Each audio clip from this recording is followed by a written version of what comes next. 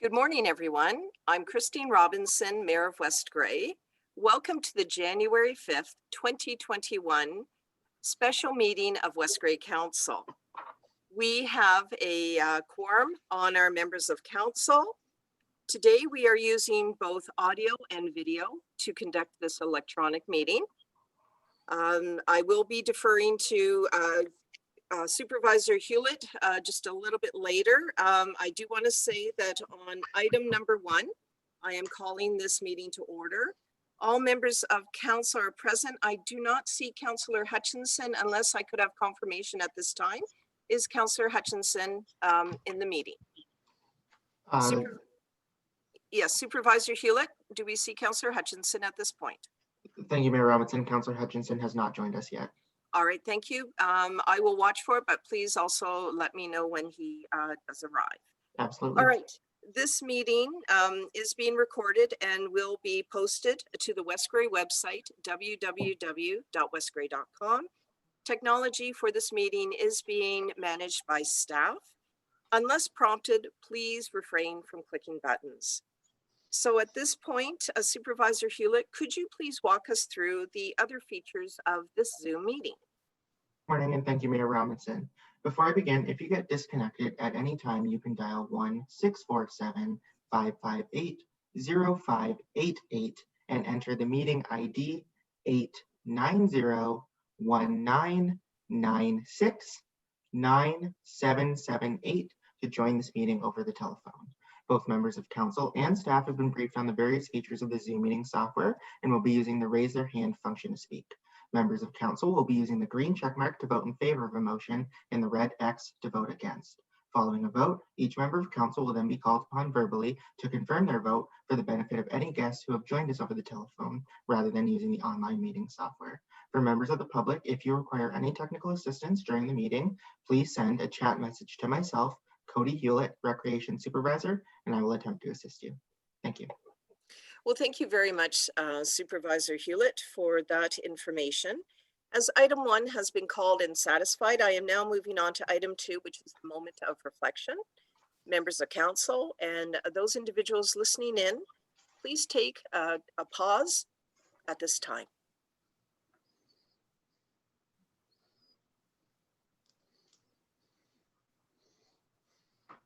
Thank you.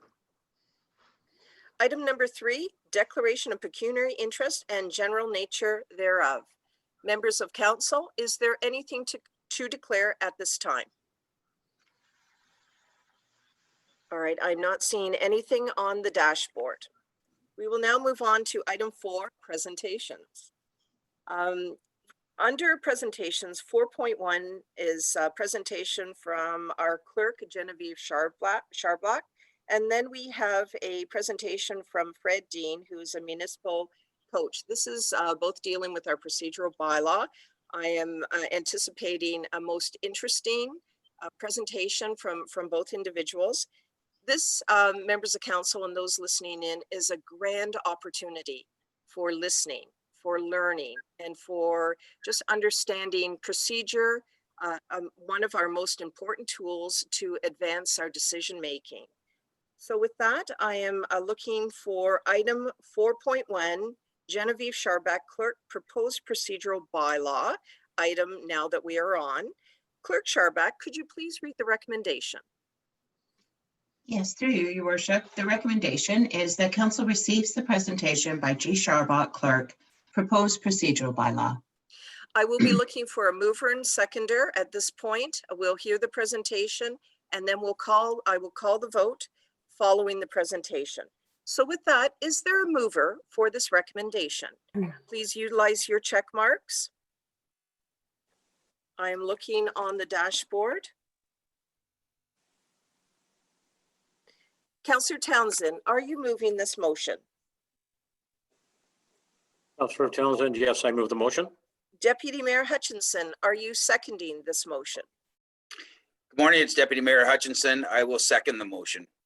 Thank you both for that. Now I will go to Clerk Charblack for your most interesting presentation, please. Thank you. Cody, if you could move to the next slide for me. Thank you. We have joining us today Mr. Fred Dean. And before I get started on my presentation, I'd like to introduce Mr. Dean. Fred is a recognized municipal coach. He works exclusively with local government. Fred served as the solicitor for the city of Sudbury for 23 years and was legal counsel to the transition board for the city of Greater Sudbury. He has provided candidate workshops across Ontario and is the former chair of the Roma Question Box panel, serving in that role for 35 years. You may also know Fred from the Ontario Good Roads Association, the Last Word panel. In 2019, he was awarded the Ontario Good Roads Association Eleanor Robinson Volunteer of the Year Award. Through Amberley Gavel, Fred has many years experience as a closed meeting investigator, an integrity commissioner, and facilitator for the educational programs provided by Amberley Academy. He is the go-to for municipal council orientation, and through AMO has provided counselor and head of council training across the province after many municipal elections. He's been named to the AMO honor roll in 2007. Fred Dean has over 40 years experience in municipal law and in working with elected officials, giving leaders the tools to make effective decisions on behalf of their communities. And we are all very glad to have you with us here today, Fred. So on that note, I will provide a brief overview of the significant changes in the proposed procedural bylaw. I would ask that we hold our questions, as many of them will be answered in Mr. Dean's presentation. And following that, there'll be an opportunity to ask questions that arise during today's presentations. So on we go. Why the review? Changes to legislation over the past couple of years include such things as additional closed meeting exceptions, and more recently, the option of electronic participation, beyond an emergency. And that allows for a member to count as quorum and also fully participate even in the closed sessions. So these are things that we need to keep our procedural bylaw current with the legislation as it changes. Best practices across the municipal world are always evolving, and that's a natural part of municipalities striving for continuous improvements. An example of this is the move towards plain language and clarity to improve accessibility and understanding for members of council, staff, and all members of the public as well. The procedure bylaw is council's toolkit for running efficient and effective meetings to deal with the business of the corporation. And it's an important part of that is reviewing the bylaw each term at least to ensure that it's up to date and that the tools are understood by the members and ready to use. We're very fortunate to have Mr. Dean undertake a review of the procedure bylaw and provide input based on his expertise and experience. Next, Cody. The proposed amendments. So I'll just run through some of the major changes that you've seen. In the first section, definitions, rather than touch on every single definition that was updated or changed, added or removed, I'd just like to say that there's been various proposed amendments to the definition section of the bylaw, really to update and provide clarity. There's certainly an opportunity to ask questions about the changes in definitions. I will note, though, I did receive a comment about item 1.21, division of a question, and the subsections underneath that seem quite confusing, and they are confusing. That was a typo, so that's been tidied up and moved. Those subsections don't belong there. They were with a definition for another word that's been removed from the bylaw. So things like that we're tidying up as we go. You'll note that a number of things that were in the definition and also explained in the body of the bylaw. Sometimes it didn't always match. So if they're explained fully in the body of the bylaw, they may not necessarily be included in the definitions anymore. That's the key pieces on the definitions. Again, if there's questions about that section, we can deal with that as we move on through Fred's presentation. Section 3, suspension of the rules. This section was removed from the proposed bylaw to ensure compliance with legislation. The agenda section of the bylaw certainly still allows council to change the order of business on an agenda at meeting time. And sometimes we do that to better facilitate other people's schedules. So out of courtesy, or perhaps something needs to be dealt with before a member has to leave for whatever reason. But the suspension of rules has been removed completely. And it's really important that council can prove that they are following their own rules. So having a rule that allows you to suspend all the rules is contrary to that. It doesn't let us prove that we have some guidelines, we have our rules, and we follow our own rules in the best interests of transparency and openness and accountability. The next section, section 4, meeting locations, times, and notice. So there's a number of key changes here, really meant to update and provide clarity, especially to the inaugural meeting of council.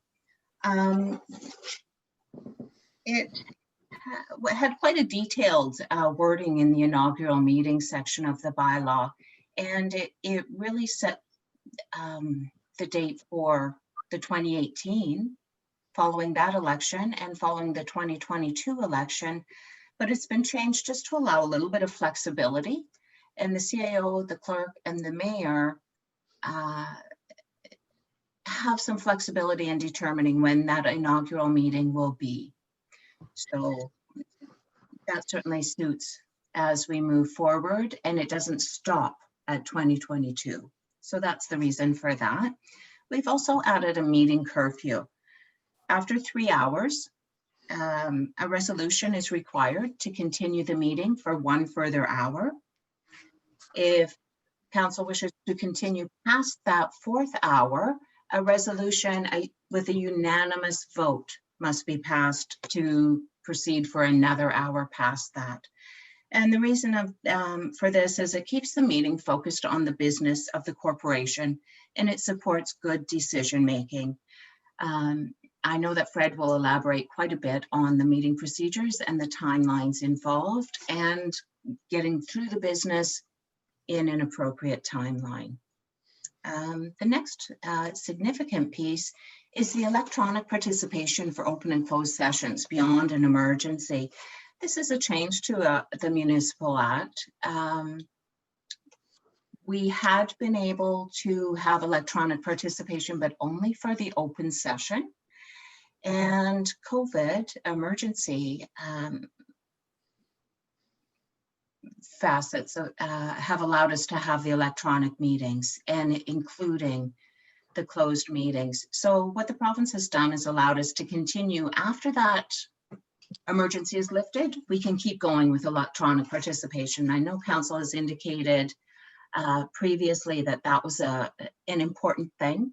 It does provide an extra opportunity for people to attend, including members of the public that may not be able to attend council. If and when we get back to meeting in person, members of the public will still be allowed to tune in through their phone or their computer. It also allows for all of us to continue with the meeting, even in bad weather. We don't have to cancel. It would be very rare that all of us are without hydro and have to actually cancel a meeting due to weather. So it provides a lot of flexibility, certainly improves participation and allows members to participate more fully as well. So the one piece that you'll notice in the bylaw, and it has been tidied up, is if there's a declaration of pecuniary interest, The bylaw states that the member shall be disconnected. We've tidied that up to say that if it's in open session, if you have a declaration of pecuniary interest, you simply need to demonstrate that you are not participating and you're not influencing the decision in any way, but there's no need to have that member disconnected from the meeting. So if we were in person, you may push back your chair from the table or sit in the gallery, something like that, to indicate that you are definitely not participating or influencing the decision. With our meetings recorded and with the video recordings, I think it's pretty easy to demonstrate that you are not influencing the decision or taking part without being disconnected. So that has been tidied up. For closed meetings, electronic participation does involve video. And without that video connection, it's very difficult to prove that we're doing everything we need to protect confidentiality. And I know that's another piece, Fred, that you'll be elaborating on. So I'll leave that there and move on. The next section, the closed meeting of council. So section 5, if you can move us forward a little bit. Thanks, Cody. You'll notice that a very lengthy section of the Municipal Act has been removed from the body of the bylaw and put into an easy reference guide. And it's not just the closed meeting exceptions. The other pieces of the Municipal Act that had lengthy sections put right into the bylaw, that's been removed. We don't need all that in our bylaw. When legislation changes, it sometimes makes it difficult to keep our bylaw current. Whereas if it's in an easy reference guide, it's always handy. We can look it up if we need to very quickly, but it doesn't get our bylaw out of date quite as quickly. And it allows us to keep going. We simply update the reference guide. An example of that is in 2018, when extra exceptions were added for closed meetings. That's when a number of procedural bylaws were amended just to reflect those changes.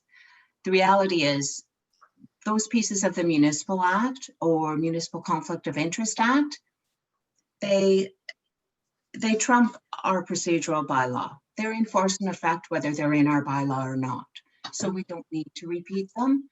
And it does keep the bylaw a little bit cleaner, fewer pages to flip through when you're looking for exactly what you need to find. And the next section, special meetings of council. This section has been just tidied up a little bit. Really, special meetings of council in the proposed bylaw, it includes all meetings that are not our regularly scheduled meetings. So that means all the meetings of council that are held under the Emergency Management and Civil Protection Act. It also means workshops, training sessions like today. Everything is a regular meeting or a special meeting. So it does clarify and just a little bit cleaner language, easier to follow along.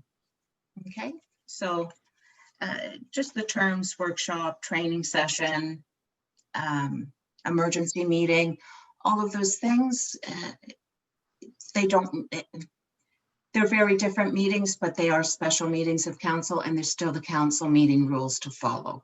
So it does keep it simpler if we get them all under that umbrella.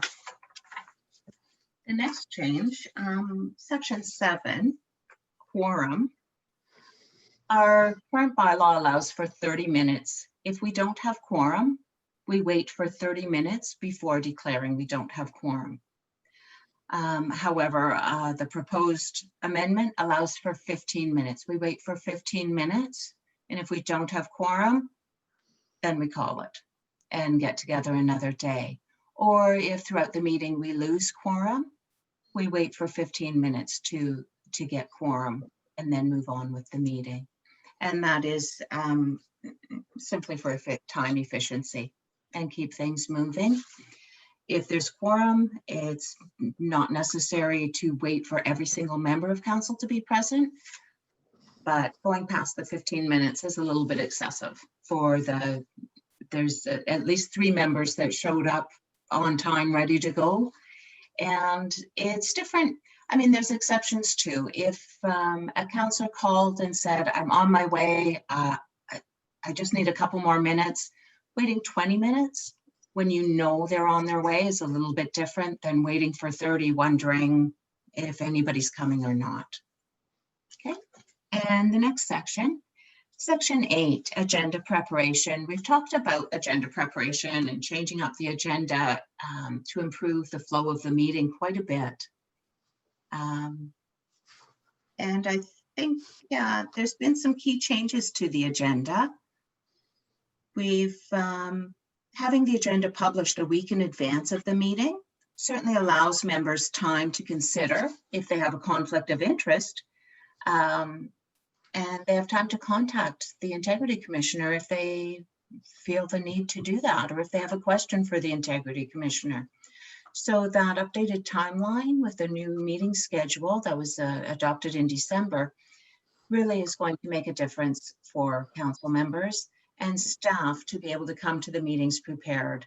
The week of having the agenda published also allows councillors to think about if they want to do any further research, or if there's a quick question that they can send off and ask staff before the meeting and get things cleared up. At this point in time, it's the same. The agenda is published on the website and it's available to the public at the same time it's available to council. And it certainly allows the members of the public more time with that agenda as well. If they have questions, they can certainly contact their elected representative and have questions brought forward at the meeting, or they could even call staff themselves if they're wondering about something specific on the agenda. So just a little bit more time, a little bit better preparation for the meetings. And we have chatted about improvements to the order of business. In this draft bylaw, the order has been updated to improve the efficiency and the flow of the meeting. For instance, delegations are the first item of business once we get going in the meeting, and closed session is later in the meeting. Some headings you'll see are updated to better reflect the business item, such as report from closed session, and rather than business arising from the closed session, just plainer language and a little bit easier for everybody on council, staff, and members of the public to know exactly what is happening. We're reporting out from the closed session. That's the main changes in the agenda preparation. Staff reports are now followed by questions. So questions is now an item on the agenda that allows council members to ask questions of staff. Concerns that were raised were, how do I ask about a project we heard about at the last meeting? How do I ask, what's the progress report on that bridge? Or did we ever hear back about that funding application? So this question period allows council to ask staff for some updates on previous agenda items, just wondering where they're at or for clarity and things like that. Those questions that, where and when do we get a chance to ask them was the issue, and this is where. So it's right following staff reports. Everybody's still at the meeting and available to council for those questions. Announcements is a section that clarifies, this is announcements by members. So it's a no decision section. It's not about adding new business or adding reports. It's simply announcements about community events, perhaps, or activities undertaken by the member. The key change that a number of, or there has been a question about, is the comment period at the beginning of the meeting that allowed members of the public to comment on agenda items, as well as the question period at the end of the meeting that allowed members of the public to phone or Zoom in and ask questions of council. So those have been removed from the agenda. There is an opportunity, if necessary, to allow for delegations or a speaking list of registered delegates that wish to speak to an agenda item. But this is a piece I'm going to leave for Fred to explain a little bit further, and the importance of council knowing what's happening and when, and what questions and comments are coming forward. It's a significant piece of transparency, not just for council, but also for other members of the public that have a right to know what's going to be happening at the meeting. The next slide, sections move to the easy reference guide. I had mentioned this, and just to touch base again, principles of the procedural bylaw, the Municipal Act sections, and the conflict of interest information in the Municipal Conflict of Interest Act. Those pieces have it's a lot of pages. And it's provincial legislation that we don't need to repeat. So it has been pulled out just for clarity. And when we need them, they're right handy. They're with our bylaw. We just don't have to wade through them every time we look for something. And the next section, delegations and presentations. This piece, they've been separated out a little bit with the definitions and the explanations. So delegations and presentations, separating them out allows a little bit more flexibility for the presentations. So if a presentations are things that are requested by council, committee, or staff. So it might be the budget presentation or an in-house training session, perhaps on Committee of Adjustment Procedures, or a session like today, where we have Fred coming to help facilitate a learning session for us. So that 10-minute delegation timeline doesn't quite fit, and it's not appropriate. We're asking for the information, and we need to allow time in the procedural bylaw to do it properly. There was a question about delegations in the bylaw, whether it was they need to have their information in 14 days or 12 days ahead. I just want to make a note that it's not a conflict. 14 days before a meeting date is when I would ask delegations to request a spot on that agenda, basically book their time slot on an agenda, and that's it. And that gives me time also to let them know, I'm sorry, we already have 3 delegations for that meeting. Let's work together to find a good date. And so it makes things a lot easier for the delegate as well. They know what's happening well ahead of time. The 12 days prior to the meeting is when I need their actual presentation. So I need to book them in 14 days ahead and make sure that we have a spot in the meeting for them. And the 12 days ahead, we need that information so I can publish the agenda. Whatever I get from them in writing, I need to make sure that it's accessible and we can upload it to our website. And quite often that takes a bit of work on staff's part. And at this time we have Lindsay and Jonathan working on getting those documents accessible for the website and for our package. But it does take time for them to get through that. The next section and next slide, new business has changed a little bit. New business includes notices of motion. And that's it. And direct motions have been removed from this section. It ensures transparency and fairness to all members of council, staff, and the public. It's critical to have that transparency, and notices of motion is how we bring new business forward to the council floor for discussion and debate and a decision. Fred will certainly elaborate on this. I know that he'll have some information and some good stories about why we don't want surprise direct motions on the agenda. And the next slide, just to clarify, ex officio. So this means by virtue of office. By virtue of office, the mayor is a member of all committees of council and may attend those committee meetings. So currently our bylaw says the mayor may attend. The mayor does not count towards quorum, and the mayor cannot vote at those meetings.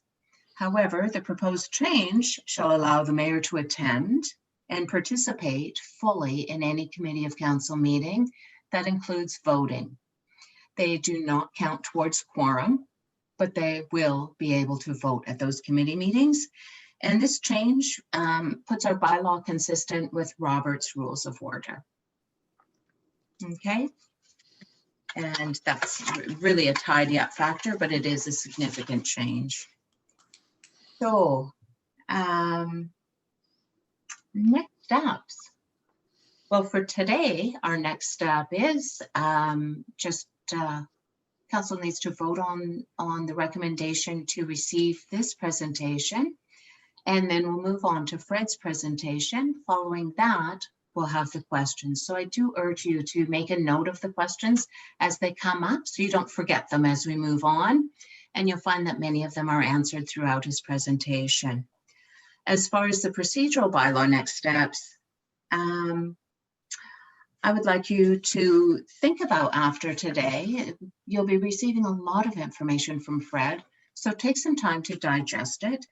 And I would like amendments to the draft procedural bylaw provided at the January 19th regular meeting of council, so that the time I'll ask for them and make note of them, we can list them and council can vote on them, adding them or removing them at that regular meeting.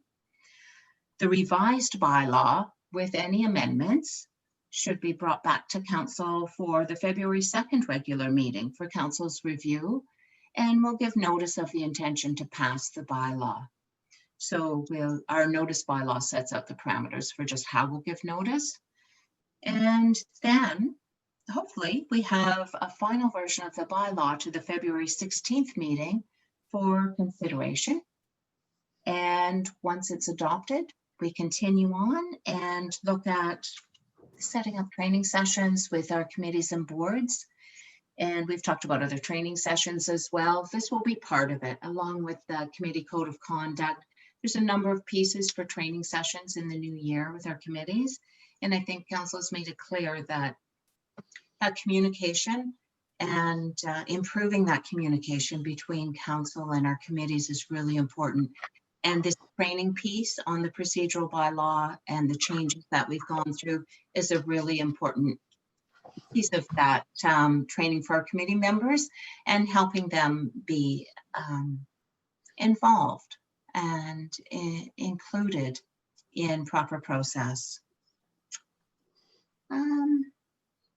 Oh, just a couple of notes tidying up in the bylaw.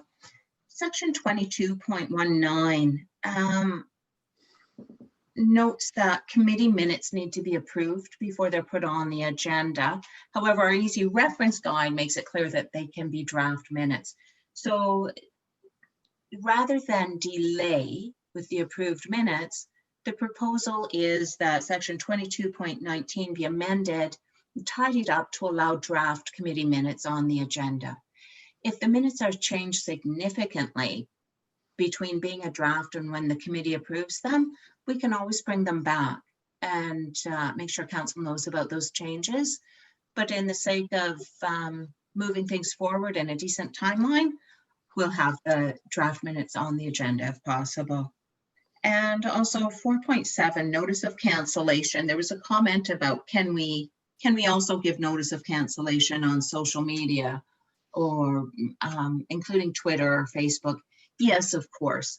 And I think any communication out like that, we can clarify the wording in the bylaw if necessary to say that we'll give that notice also, and any further means deemed appropriate in the circumstances by the clerk. So that might be the radio. It might mean Twitter or Facebook, whatever the circumstances set out, and the best we can get the notice out for sure will be used. And 4.5.5 regarding pecuniary interest in open session.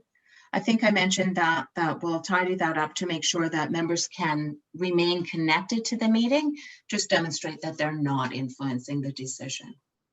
And that is it for me and the significant changes to the proposed bylaw.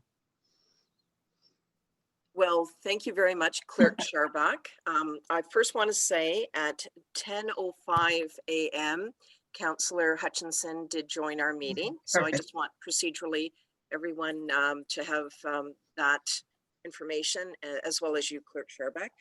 Thank you very much for a detailed presentation, most enjoyable. But I also want to commend you for your comprehensive review and your research and the quality draft document that is presented to us in the form of our draft procedural bylaw. Extremely well done, Clerk Sharbach, and I wanted each and every one of us that is listening in to understand the amount of time that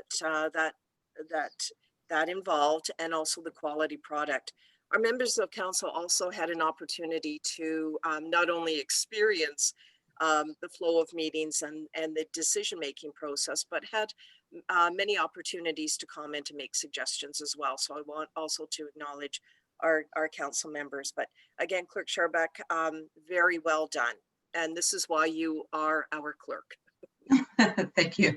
So I did note that you had mentioned a few times that questions will be addressed following Fred Dean's presentation. Yes. So acknowledging that, I wonder at this point if you could please reread the motion that is before us, and then I will call the vote. Through you, Your Worship, the motion moved by Councillor Townsend, seconded by Deputy Mayor Hutchinson, is that Council receives the presentation by G. Sharbach, Clerk, proposed procedural bylaw.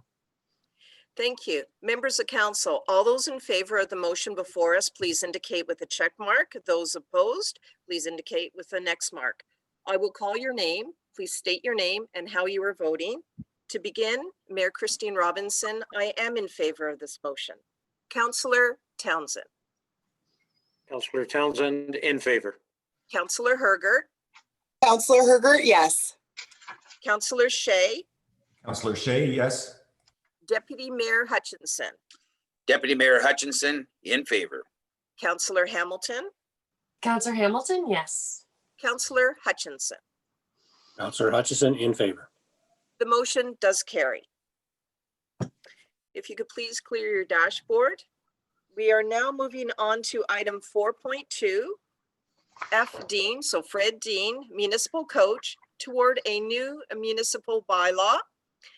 Clerk Sharbach, before we entertain the presentation, which we are certainly in anticipation of, could you please read the recommendation before us? Through you, Your Worship, the recommendation is that Council receives the presentation by Fred Dean, municipal coach, toward a new procedural bylaw. I'll be looking for a mover and seconder. We will have the presentation, questions, and then following that, I will call the vote. That identifies the format. Is there a mover for this motion? Deputy Mayor Hutchinson, are you moving this motion? Yes, this is Deputy Mayor Hutchinson. I will move the motion. Councillor Hergert, are you seconding this motion?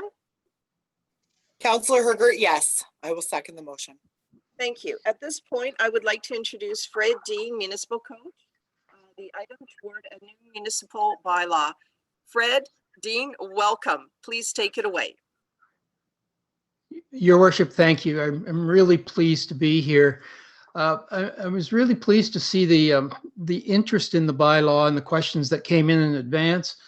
I think it's really important. You're doing this at the right time in the term, because if you're new to council this term, you've had some experience now, it's the right time, and I commend you for that. I echo your words in terms of the work that the clerk has done to put this material together. It's a big job. I want to share with you an observation that I think is really important for you to understand. You as a council have undergone and are living through an era of significant change, perhaps more than any other council in the history of Ontario. That's a pretty big statement, but let's kind of take it quickly through. Municipal Conflict of Interest Act changed because of Bill 68 and made it much easier for people to lay complaints against council members. The process is entirely different. It's a whole new world. You have a requirement for a code of conduct. You have to have an integrity commissioner. That's all brand new within the last couple of years. Then COVID comes along, and you've had to deal with meetings that don't look like regular council meetings on the surface. You're not all in the same room. The dynamics change. You're on the screen. I apologize for not being my video not working. I've got a new computer and it worked the other day, but it's not working this morning. So I apologize for that. I have to tell you though, Councillor Hamilton, it's interesting to see that you are the one council member who's upside down. And I haven't quite figured that out yet, but there you are. So you are living in a time of significant change and significant things that have been happening. How you deal with closed meetings has changed in a very significant way, and I'll talk about that. Attending meetings virtually, that's brand new stuff, and I'll tell you a bit of a story about that later. So lots going on. You're at the forefront of a lot of new things. You're having to develop new policies, and one of the guiding principles in all that, frankly, is your procedure bylaw. You've been elected to govern. You went to the polls and you got elected to govern. And you know, one of the realities of being on council is you don't get to pick the people you're in the sandbox with, but you have to make sure you work with them to get things done for your community. And it's really become important in terms of how you do that. And the number one document that you have to allow you to make effective decisions is the procedure bylaw that you have. So it's really important to do. Understand that procedure bylaws are mandatory. Now that sounds kind of silly in a way. Well, of course they're mandatory.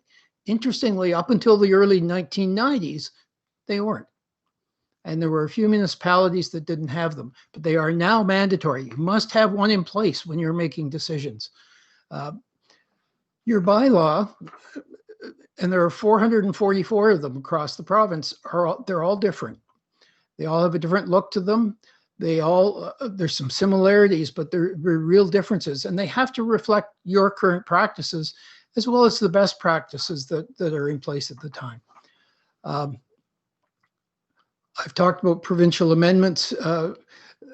That's a reason for a bylaw having to be amended or replaced from time to time. Conflict of interest and virtual attendance are two examples of that. If we go to the purposes, and I'm going to go through a few of these slides at the beginning fairly quickly, but I want to lay the groundwork, if you will. Here's what your bylaw does for you. It sets out the rules for the meetings. At the end of the day, it allows for effective decisions. It lays out the rules around relationships, relationship of the mayor to the rest of council, relationship to each other, to your staff, and to the public. All of those relationships are defined within the procedure bylaw itself. It defines how you receive information. In fact, the legislation in part tells you how you receive information, and your bylaw has to reflect that. It deals with code of conduct of members and the public and staff and people attending meetings. Generally, codes of conduct deal with your conduct outside of meetings. Not always. Sometimes there's parts of the code, but the procedure bylaw deals with your conduct at meetings. It's the only place you ever see the word decorum. I've never used decorum at a cocktail party, but it's in your procedure bylaw and it's there for a reason. You're a level of government and it's expected.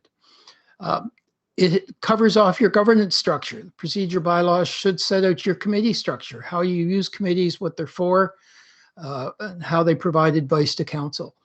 And it defines the rules for council committees. There was a comment about there's a difference between how you deal with recorded votes at council and at committee. There's good reason for that. And so council gets to determine what those rules are for not only itself, but for the committees that provide advice and make recommendations to it. So here's what we're going to do today. This presentation is packed with information. Your head's going to hurt by the time you leave the meeting today, I promise you. Got lots of questions, and I'm sure we'll have some more.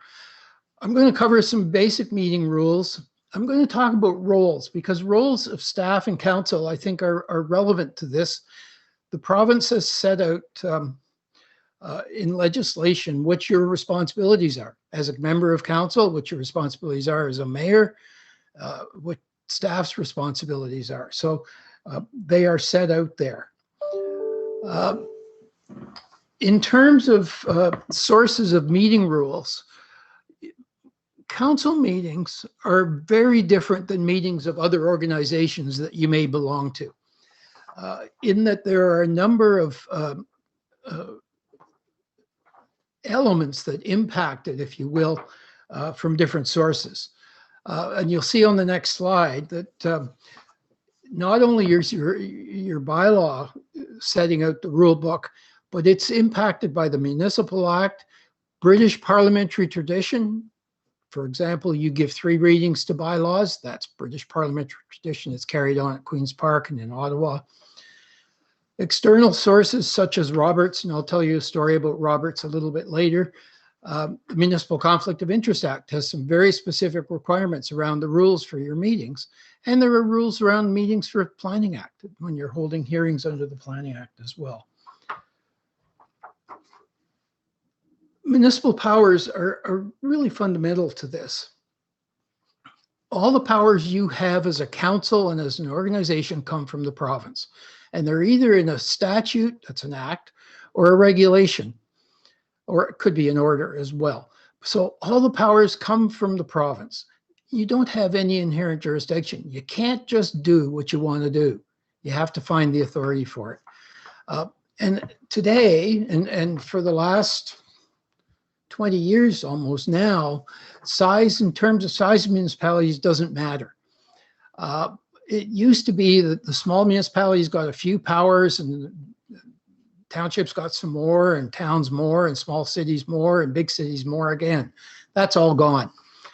If you're single tier now, which you're not, you have all of the powers, whether you are a community the size of Ear Falls at 1,500 people or the city of Ottawa. You have the same powers. In a 2-tier structure, and that's where you land, and your municipality is a local municipality or a lower tier municipality in a 2-tier structure, those powers are divvied up between upper and lower tier, and they change all around the province. So the powers that are given at various to various levels change depending on the area that you're in. Size doesn't matter. The Act now says that you receive the powers that are given to you under the legislation itself. Okay, Section 5 is, I think, put an asterisk beside this slide if you've got the hard copy of it. This is maybe the most important slide I'm going to show you all day. And it's important for a number of reasons. And it says, it's really short, it's simple, and it says municipal powers shall be exercised by council and shall be exercised by bylaw. Municipal powers shall be exercised by council by passing a bylaw. Not by the mayor, not by staff, not by individual members of council, but by council in passing a bylaw. And we know that councils can only pass bylaws at public meetings. So if we look at the importance of this, the fact that all municipal powers in a municipality are exercised by council, it means you have to be able to trace back to council powers that are being exercised, if they're being exercised by staff or by individuals within the organization. How do you exercise them? Well, you're all familiar with this. At a meeting. In the meeting, you have to give notice for the meeting. Notice has to go to the public. The meeting has to be open to the public. There has to be quorum present. Quorum is a majority of the members of council, and the majority prevails. Local government isn't a matter of consensus building. It's a matter of voting with the majority prevailing. There's often an attempt to build consensus, and I think that's a good thing. But at the end of the day, it's a majority vote, a majority of the members who are present. And all members vote. That includes the head of council. Head of council have different powers than regular members of council, and one of those powers is the ability to vote. We often hear how council speaks, and it's really two ways, fundamentally. One is by bylaw, where council is exercising a power, has to be done in an open meeting. Most municipalities give their bylaws 3 readings, and it requires a mover and seconder. Resolution starts out as a motion. And the way you can tell where it is in the process is it's a motion before it gets voted on, and it's a resolution after it's passed. As with a statute that starts out as a bill and finishes up as an act or a statute, the form of the motion is the final form of the resolution, be it resolved that.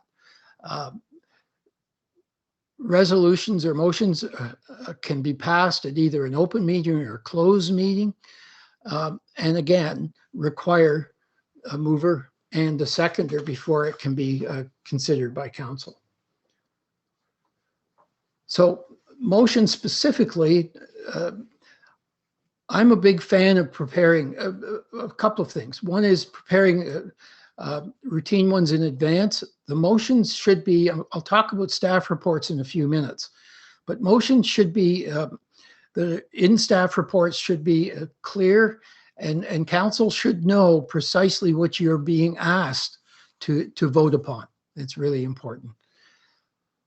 Be really careful with using verbal motions or last minute sort of things. Get it in writing. It's really important to do. Motions get impacted by the Municipal Conflict of Interest Act, and I'll talk about that in some detail a bit later. And a fundamental principle, there's only deliberation or debate on a matter when there's a motion before council. In other words, you need to have something before council to focus the deliberations, and that is a duly moved and seconded motion that's before council itself. Okay, let's just flip over to roles and responsibilities for a minute. Again, this is legislated. Your job description is in the Act. It's in the Municipal Act. And the powers, again, the powers and responsibilities come from the province. When it comes to council, just very briefly, I haven't set out all the provisions of the Act, but very briefly, council is obligated to set policy and make decisions.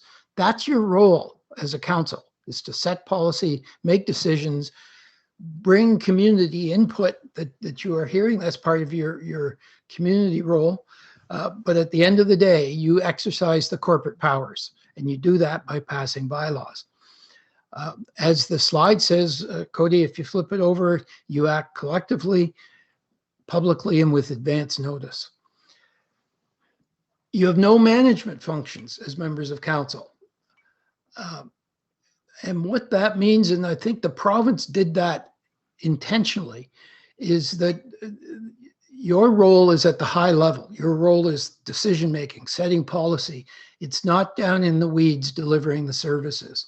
The province has very much demarcated the line between management's role and council's role. It's a significant one. Now we come to the mayor in terms of meetings. The mayor in the legislation is referred to as the head of council. And the head of council, whether it's a mayor or a reeve or a warden or a chair, they all have the same power. But the province has given the mayor some very specific responsibilities that I think are important to keep in mind. Your worship, I'm sure you agree that it's a very different world looking out from the chair of the mayor than it is sitting as a other member of council. It's a very different perspective. And it's important to keep that in mind. The Municipal Act says that the head of council presides over council meetings. And here's why: so that its business can be carried out efficiently and effectively. That's a strong test. That test, actually, the last part of that came in 2003 when the Municipal Act was rewritten.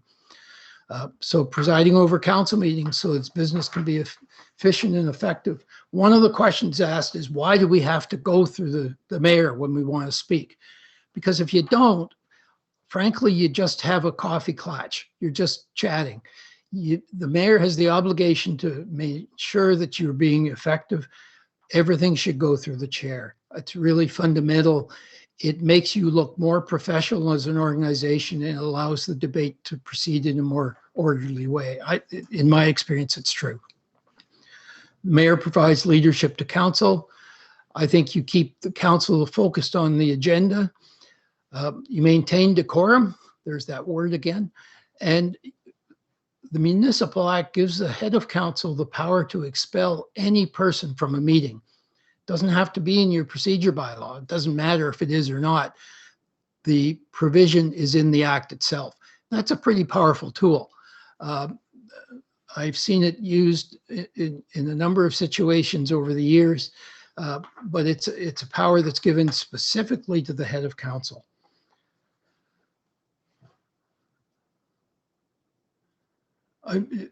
The clerk mentioned ex officio. I think it's important. What she's recommending is that the rules for you being an ex officio on committees be consistent with what is in Roberts. And I think that's good. It allows you to attend and participate and vote, but you don't get counted in quorum. It makes sense. Most mayors I know never get to most of the committee meetings that you're holding throughout your organization. So it's a good change to have put in place. So let's just summarize head of council leadership. There's a provision in the Municipal Act that you are an advisor to council on key matters, and council has to hear from you. You have to be an effective chair. Chairing a meeting is a real struggle. Often I describe the role of the mayor as the most difficult political job in Canada when you're at a meeting, because you wear two hats. The traditional hat of a chair is that you are fair and unbiased and conduct the meeting in an effective way. But you also have the ability to participate in the sense that you can speak on issues and you vote. That's a significant difference. That's the other hat. And how you fulfill those two roles, we'll talk about a bit later. I think it's important to do. It's a tough job in terms of balancing those two. The greatest power of a mayor, in my experience, or a head of council, is that you have influence. People understand that what you bring to the office is significant, and your office carries significant influence right across the country. And in fact, around the world, mayors are recognized as leaders of their community. But the mayor isn't given any more management powers than the rest of council. The mayor is a CEO, chief executive officer, but that's defined in the act and basically says you're the champion or the cheerleader for council and the municipality. Big role. It's really important. And if you ever followed the career of Hazel McCallion, she was #1 cheerleader for Mississauga. She understood that role very, very well and performed it. I want to just mention very quickly the role of the deputy mayor. And it doesn't matter if you appoint the deputy or if the deputy is elected, and different places have it different ways. Deputy mayor has no greater responsibilities than other members of council, except in the absence of the mayor. The mayor is absent or refuses to act. Now, council can give the deputy mayor additional responsibilities, but in the act itself, it says the deputy mayor only takes on the role of undertaking responsibilities in the absence of the mayor. It's important to do. Okay, the next slide. Councillor, you're a public official. I don't have to tell you that. Your powers are limited. You don't have the ability, for example, to go in and ask for any document within your organization. There are some you're not entitled to see. For example, around human resources or some documents that would be inappropriate. You have no management powers again. You set the policy and you make the decisions. Moving on to the next slide of the CAO. the legislation, the province says that the chief administrative officer, council may have one. Virtually all municipalities across the province do. It's a big mistake not to. Two classic examples. One was City of Toronto, when the new city was created, decided to go with 4 senior managers. It lasted a year. The whole system broke down. It didn't work. When I moved to Sudbury, there were 6 department heads, and we were all equal. We all reported to council on an equal basis. There was no CAO. One of the engineers wrote a report to council recommending purchase a piece of property. Council approved it. The next day, my phone, it was, by the way, the piece of property was $3 million in the downtown. Every member of council contacted me the next morning before 10 o'clock and said, what did we do? And I said, you approved the report. And how did that happen? Because there wasn't a CAO in place to be coordinating what was going to council. That resulted in 2 things: a reorganization, and a CAO was appointed. And unfortunately, that engineer was fired. Unfairly, but he was fired. CAOs perform a critical role. They are, he or she is the person, in your case, she is the person that you should be looking to for advice on matters relating to policy and to other issues. She's the key link for you in terms of moving forward. So CAOs are significant.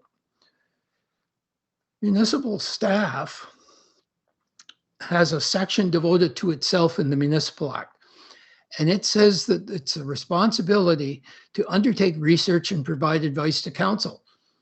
Those are the reports you receive. Do the research, provide advice, and that advice should always come with a recommendation in the form of a motion. Once you as a council make a decision, staff should implement that, has an obligation to implement it under the Act. And then the staff have to establish policies and practices to carry out your decisions. Those are not policies and procedures of the council. They are internal, and every department has a whole series of them. Of how they operate in their particular area. So it's clear that council has an obligation to hear from staff, and it means staff become the primary source of information to council. You have lots of other sources, but staff are a primary source. One unique group of people within your organization are called statutory officers.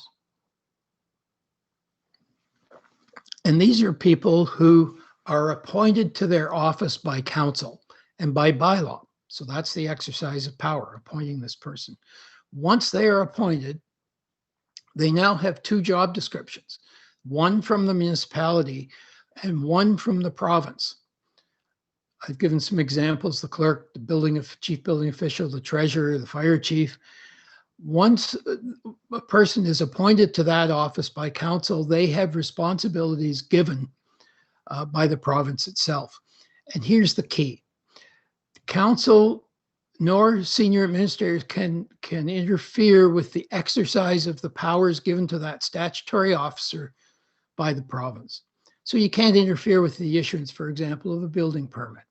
You can't get in the way of the clerk running the municipal election. There are examples of where statutory officers play a really key role in terms of providing advice and providing service to the municipality. The next chart is one that I've been using for a long time. And it's basically a summary of how decisions get made. Everybody identifies issues. Who does the analysis? Staff. Makes the recommendation. Who's the decision maker? Council.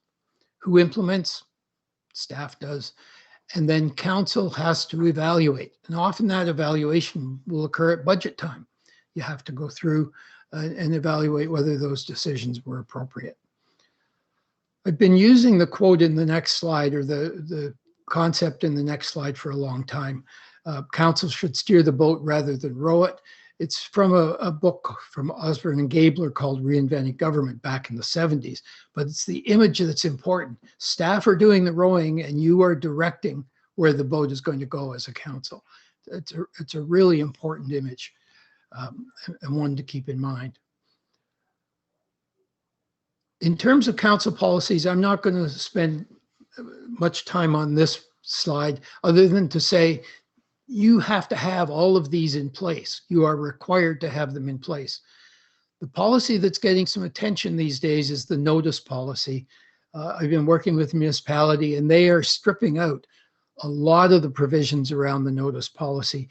This isn't notice under your procedure bylaw. This is notice that's specific to a specific subject.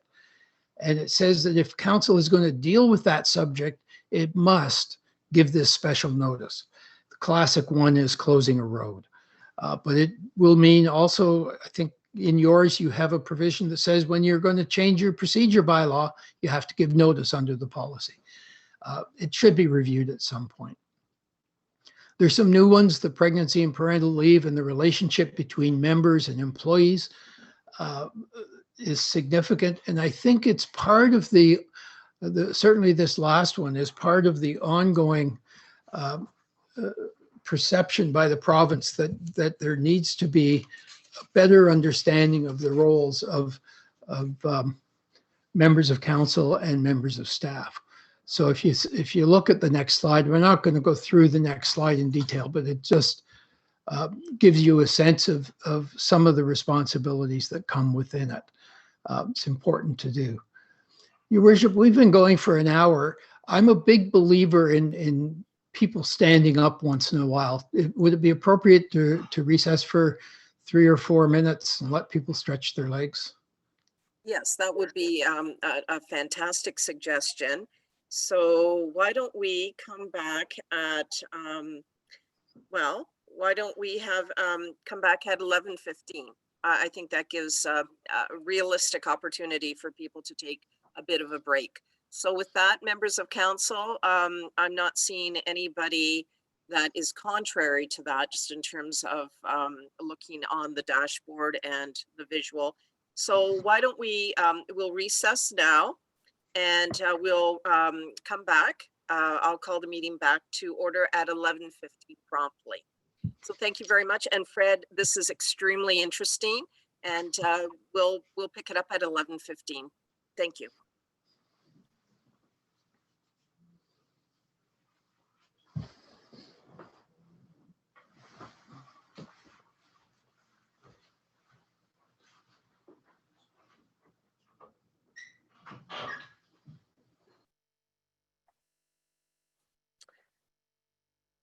Clerk Sharbeck, are you here?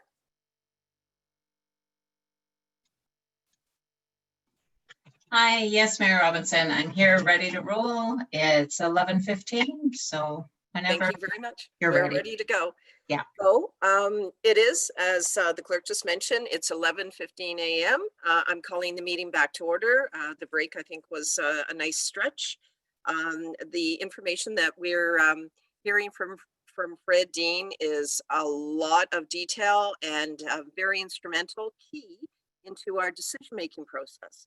So with that, Fred, would you like to continue on? We have our members of council in attendance.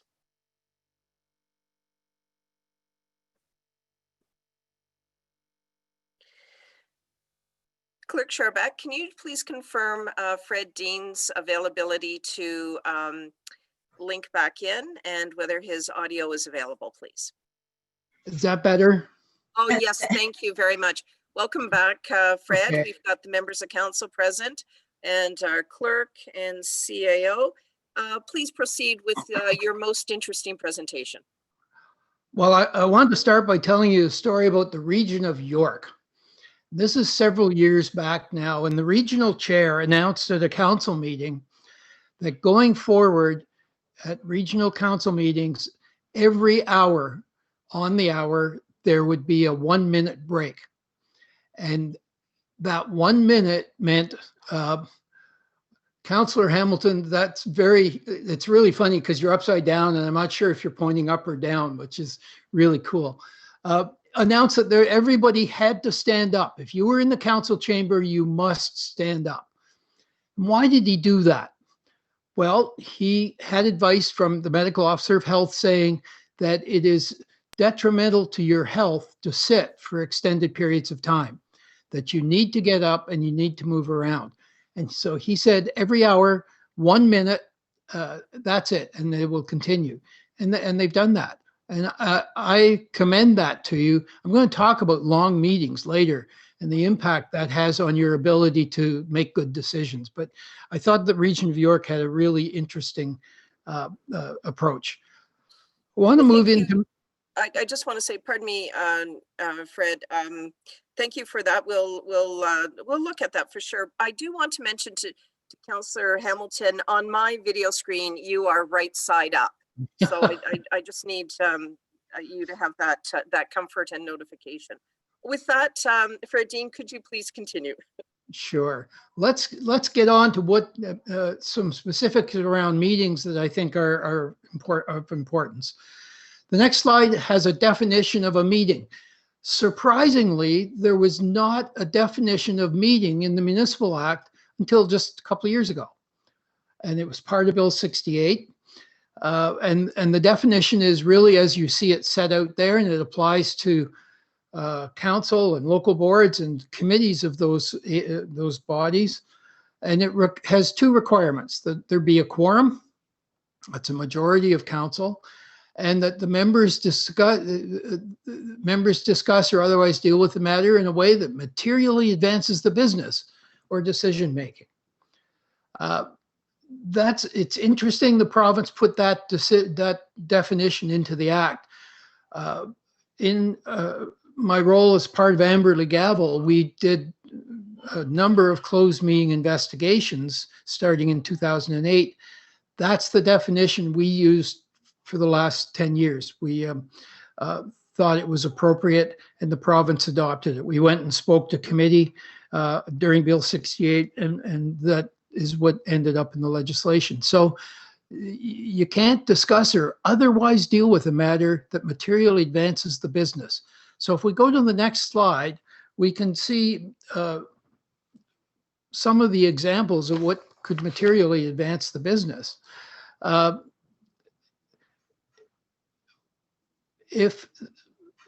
Let's do an email, because it's kind of the easy one of the easy ones.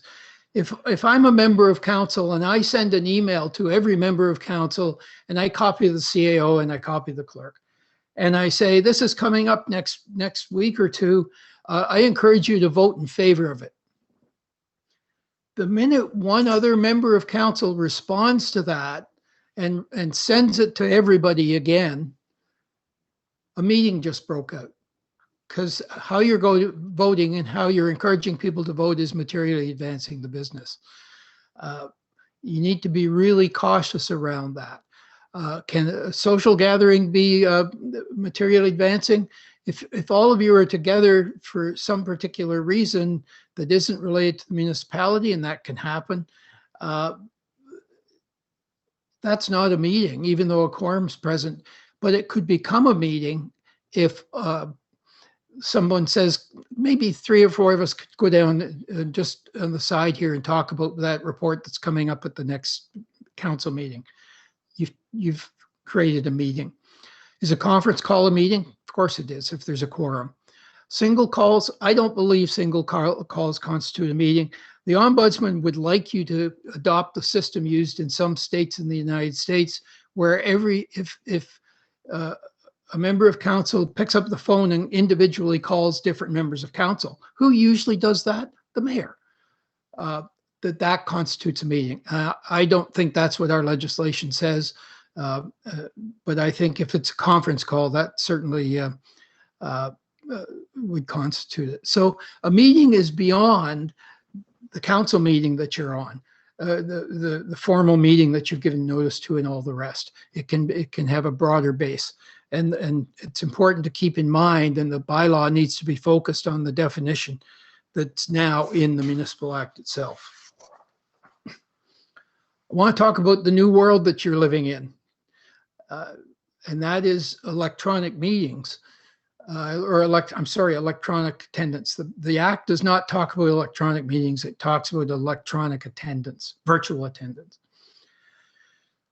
When I went to Sudbury, I started in Sudbury in 1978. One of the council gave me 2 tasks. The first one was to help them shorten their council meetings, and I'll come to that a bit later. And the other one was, we would like the ability to allow a member to attend a council meeting virtually. And so I spent, over the years, considerable time talking to provincial officials, trying to convince them this was a good idea, only to be turned down. About 2 or 3 years ago, the province finally agreed to do it.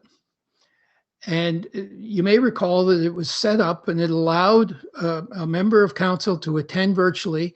You had to have a quorum in your council chamber, but beyond that, a member could attend virtually for public meetings, but not for closed meetings. You'll see on the next slide, what happened was this. COVID-19 dictated that it had to be a whole new world. And if the principle is you couldn't gather to meet, then there had to be provision for closed meetings.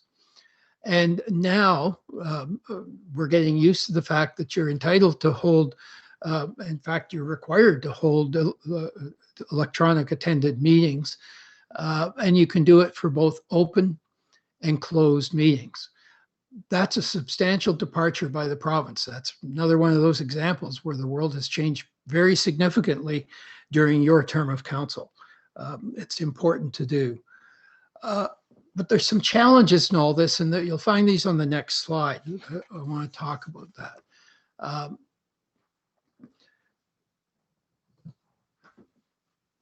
One of the things that's important, and the province has made it clear that it's important, is the issue of confidentiality. You people carry around with you a lot of confidential information that you hear verbally, as well as from meetings, as well as from reports that you receive. You're leaders of the community, and you're expected to maintain the confidentiality. In fact, the code of conduct that the province says you must have only has 4 items that are required to be in it. And number 1 is confidentiality, rules around confidentiality. The expectation is that you will maintain confidence, that you will not breach that confidence in any way. It's a fundamental principle. Interestingly, council in Sudbury for years asked me about every 6 months to give them a 10-minute update on what confidentiality meant and how it applies. So it becomes important. This duty of confidentiality has to play into, it has to be part of closed meetings.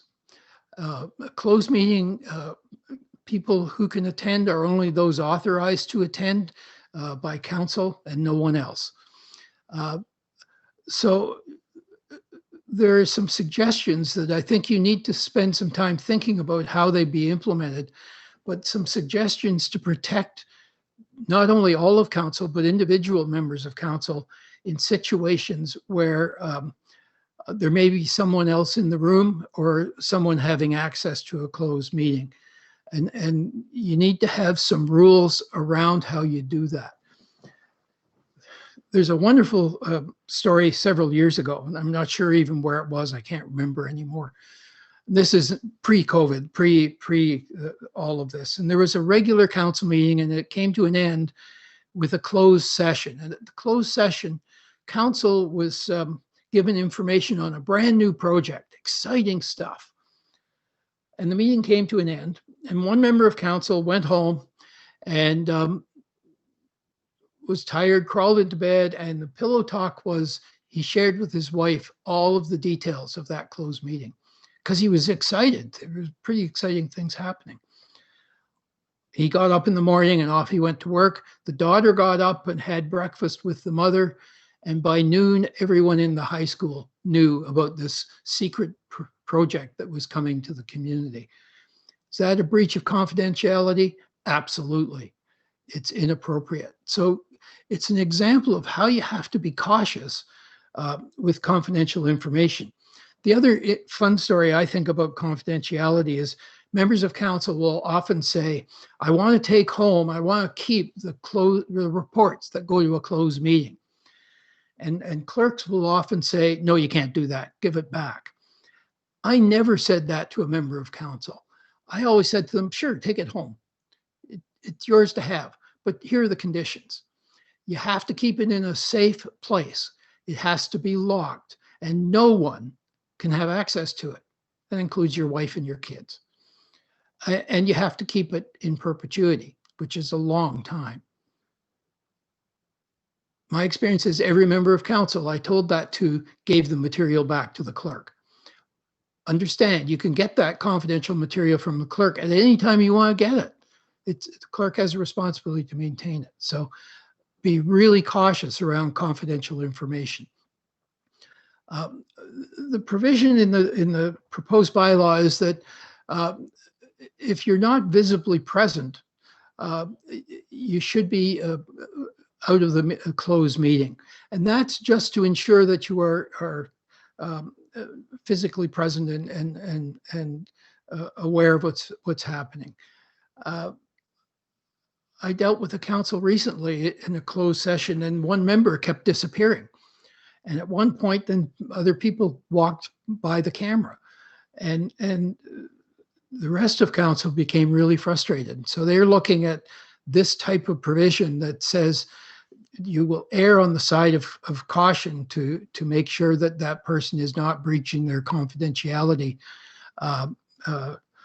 responsibilities. And as I say at the bottom here, confidentiality is the cornerstone of the code of conduct. It's the starting point. It's really, really significant. It's really important to do. But you're going to have to deliberate whether that's an appropriate level of conduct that you want to have. I know the province historically has been very nervous about this, and so have I.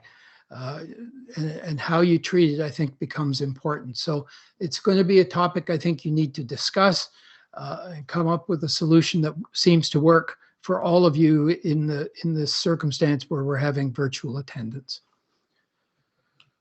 Okay, let's cover off some other procedure bylaw elements very quickly. We've covered all this. I think the procedure bylaw is one of the two most important documents in your municipality.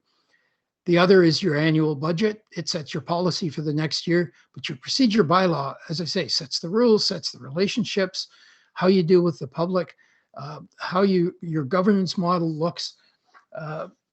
It's really fundamental to what you do. Next slide talks about the same sort of thing. We can skip over that. Coming to agendas, the procedure bylaw will set the time, will tell the staff when to set the time for the meeting. Staff will prepare reports with recommendations and the motions, and those motions in the staff report should be the first thing that you see. Staff will draft the bylaws. The agenda format is set by council. That is the order of business that you will follow is set by council in the procedure bylaw. And the agenda gets set based upon that. I think it's important that staff review the agenda once it's set with the mayor, because the mayor needs to know what the hot buttons are from her point of view, and she needs to know what the hot buttons are from staff point of view. I'm going to talk at some length about adding items to an agenda in a few minutes. But just lastly on this slide, you have to tell the public. And what are you telling the public when you publish the agenda? Well, I think you're making a promise to the public. You're promising the public this. We promise as a council, this is what we are going to be deliberating. These are the items we will be deliberating at the next meeting. And I think that's an important promise. And it's one that goes with the notice. It's why you publish your agenda. It's why you put them out there in advance. Staff reports I've talked about on the next slide very quickly. They should be in writing whenever possible. They have to have a recommendation. You should be seeing a consistent format on all your reports. Some municipalities, particularly larger ones, have approvals. I looked at a report recently from a large municipality. I think there were 6 approvals before it got to council, which seemed a bit excessive to me, but it's there. Staff reports are really important. And how they're written, it's a real skill to write good reports. The better reports you get as a council, the better decisions you're likely to make at the end of the day. Let's talk about the mayor again. Your Worship, I'm not picking on you, but I think you play a key role in the meeting process. You need to be prepared. And prepared means you need to know what the hot issues are. You need to know what's on the agenda. You need to have reviewed the agenda. You need to know the procedure bylaw. What's in the procedure bylaw? Probably not the best in the room. A clerk should be probably the best in the room, but you need to have an understanding of it. By the way, what's the most important part of your procedure bylaw? Number 1, absolutely. If you get this right, the rest is a piece of cake. It's the index. You need a really good index in your procedure bylaw because it helps you find things. It's important for every member of council to keep that in mind. Your Worship, you keep the meeting focused. Keep in mind, one motion on the floor at a time. Keep the debate focused on that. You have to maintain order and decorum. One of the interesting observations I would make to you, I work with a lot of municipalities, anywhere from, I did a presentation just before Christmas, a municipality of 1,100 people. And one of the things we ended up discussing was what level of formality. And I said to them, err on the side of formality, particularly if you're having difficulties as a council. It's easier to back off from that, but it's difficult to bring it back in. People have an expectation that you are a level of government. There's going to be a certain level of formality there. You don't have to be totally formal in a lot of ways, but I think it's important if you're going to err on the side of formality. You have to rule on procedural matters. One of the key things when I'm doing training with mayors is make decisions, make a ruling. And I'll show you in a few minutes how council can deal with that if a member of council doesn't like it. You have a lot of responsibilities going on both before and during the meeting in terms of keeping the meeting on course and keeping it focused. Okay, let's talk about minutes. One of the questions that got submitted quoted the Ombudsman. And with all due respect to the Ombudsman, he hasn't read the Municipal Act. Or if he has, he hasn't understood it. The Municipal Act, remember I talked about statutory officers? Well, the clerk is a statutory officer, and one of the duties imposed on the clerk is to record the proceedings of the council meeting without note or comment. That's been interpreted generally to mean that the minutes are the corporate acts. Who's at the meeting, when it started, who was present, declarations of pecuniary interest, first item, motion presented, moved and seconded, carried, defeated, whatever, and on you go. It does not include the Reader's Digest version of he said, she said. The problem if you try to get into that is you are not producing Hansard. Hansard, as you know, in Queen's Park and Ottawa and Parliament generally, is every word, every cough and every sneeze gets put into Hansard. That's not the intention of the province. It never has been, and that's why these words were put in. We're in a different world today than we were even 10 years ago. Today, council meetings pretty much are recorded. So people have the ability to go and see the recording if they wish to watch what the debate was on a particular issue. But the minutes themselves are that corporate record, the corporate acts that you have approved and that you've authorized. It's important, I think, to keep that in mind. I always use the line, I was a member of council and I was at the council meeting last night and I was brilliant. I spoke on this one issue and every word I spoke was pure gold. And I got the minutes, and the minutes didn't have one word of what I said. And I went to the clerk and said to the clerk, you need to put my comments in because they were pure gold. They need to go down in history. And the clerk said no. And the clerk properly said no. That's not appropriate. That's not what the minutes are doing. All right, let's move on to an area that I think is really important. And I want to give you context for this that I think becomes really important. I said before, you promise the world, your meetings should be predictable. So when you walk into the meeting or when you push the button to go online, you should know with certainty what decisions you are being asked to make. That's important, and the public should with certainty know what decisions. Municipalities are working hard to be transparent through this new world that we're living in. You need to be cautious about additions to a published agenda, especially if not all members of council are aware of it, or it's being put on the table at the very last moment, which was a habit for years, that addendums would be published and they would be handed out near the end of the regular council meeting. No member of council had a chance to read the addendum. And then staff would say, need to deal with these 2 items, trust me. And my view is council shouldn't trust staff. You're making decisions based on information you're provided, and that you've had a reasonable opportunity to review that information.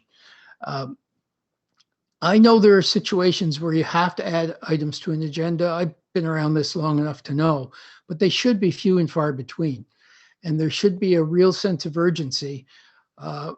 For example, you have to have a grant application in before the next council meeting or something of that sort, or there's an emergency, we need to get some funding for a particular purpose. You can be surprised as a council in one of 3 ways. First is by other members of council who want to put things on at the meeting and get them dealt with without other members being aware. That can be and can become an issue of trust. The second is by staff. Be careful if staff are adding addendums. If staff are adding addendums now, they should try to get them on the website and to you as quickly as possible before the meeting so that everybody's aware that it's coming. And the public can surprise you too.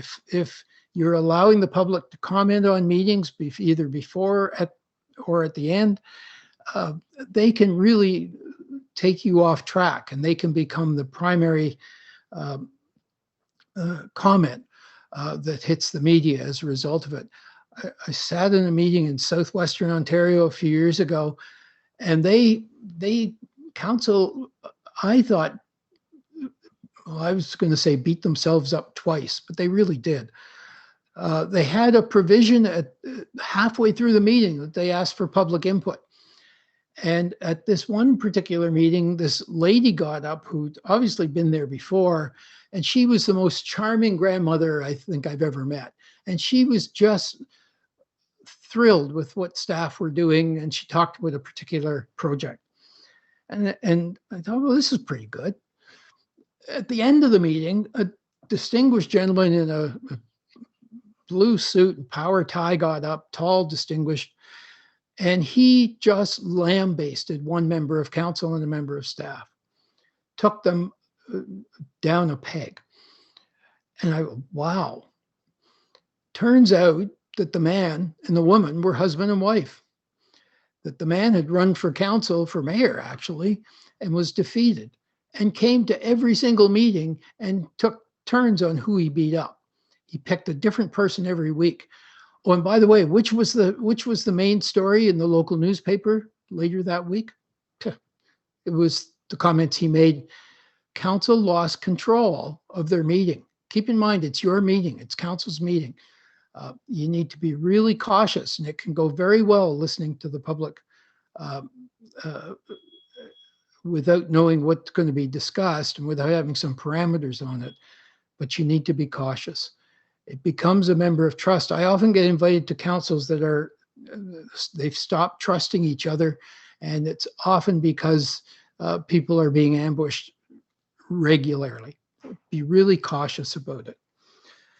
So I talk about the ambush, which I know some people don't like the term, but that's really what it is. If you're putting things before council without the rest of council knowing and without telling the public, on the next slide, we'll see, be really careful about it. As I say, I know you can't preclude it all the time, but there are times when you have to be careful. I'm a big believer in notices of motion as a way for members of council to get items on the agenda. And basically a notice of motion is a member of council telling the other members of council and the public and the staff, I want this motion debated at the next meeting. So that you're being fair to other members of council, you're giving staff an opportunity to fulfill their legislative mandate of providing advice and making recommendations. Notices of motion work really, really well, in my experience, for members to get items on on the agenda. I've got a comment. Cody, can we get to the next slide? I've got a comment on that slide about town hall meetings. One of the ways of getting public input that more and more municipalities are using are town halls. They do it once every 6 months or once a year, and they invite the public to come and comment on any projects or anything that the municipality is doing. It's not a session for council members to respond, but merely to listen. And then staff can take back the ones that council thinks are important, to have reports prepared and bring them forward. It's a useful way to hear from the public. The public has lots of opportunities to get and speak to you, either telephone, all the internet availability, social media, stopping you in the grocery store. I mean, there's lots of opportunities, but you need to, I think, control your council meetings. They are your meeting. It's imperative that you maintain the focus of getting through the agenda that you promised the public that you would do. I'm going to skip the notice slide. I talked about the notice policy before. Let's get on to voting. Interestingly, voting is all set out in the Municipal Act.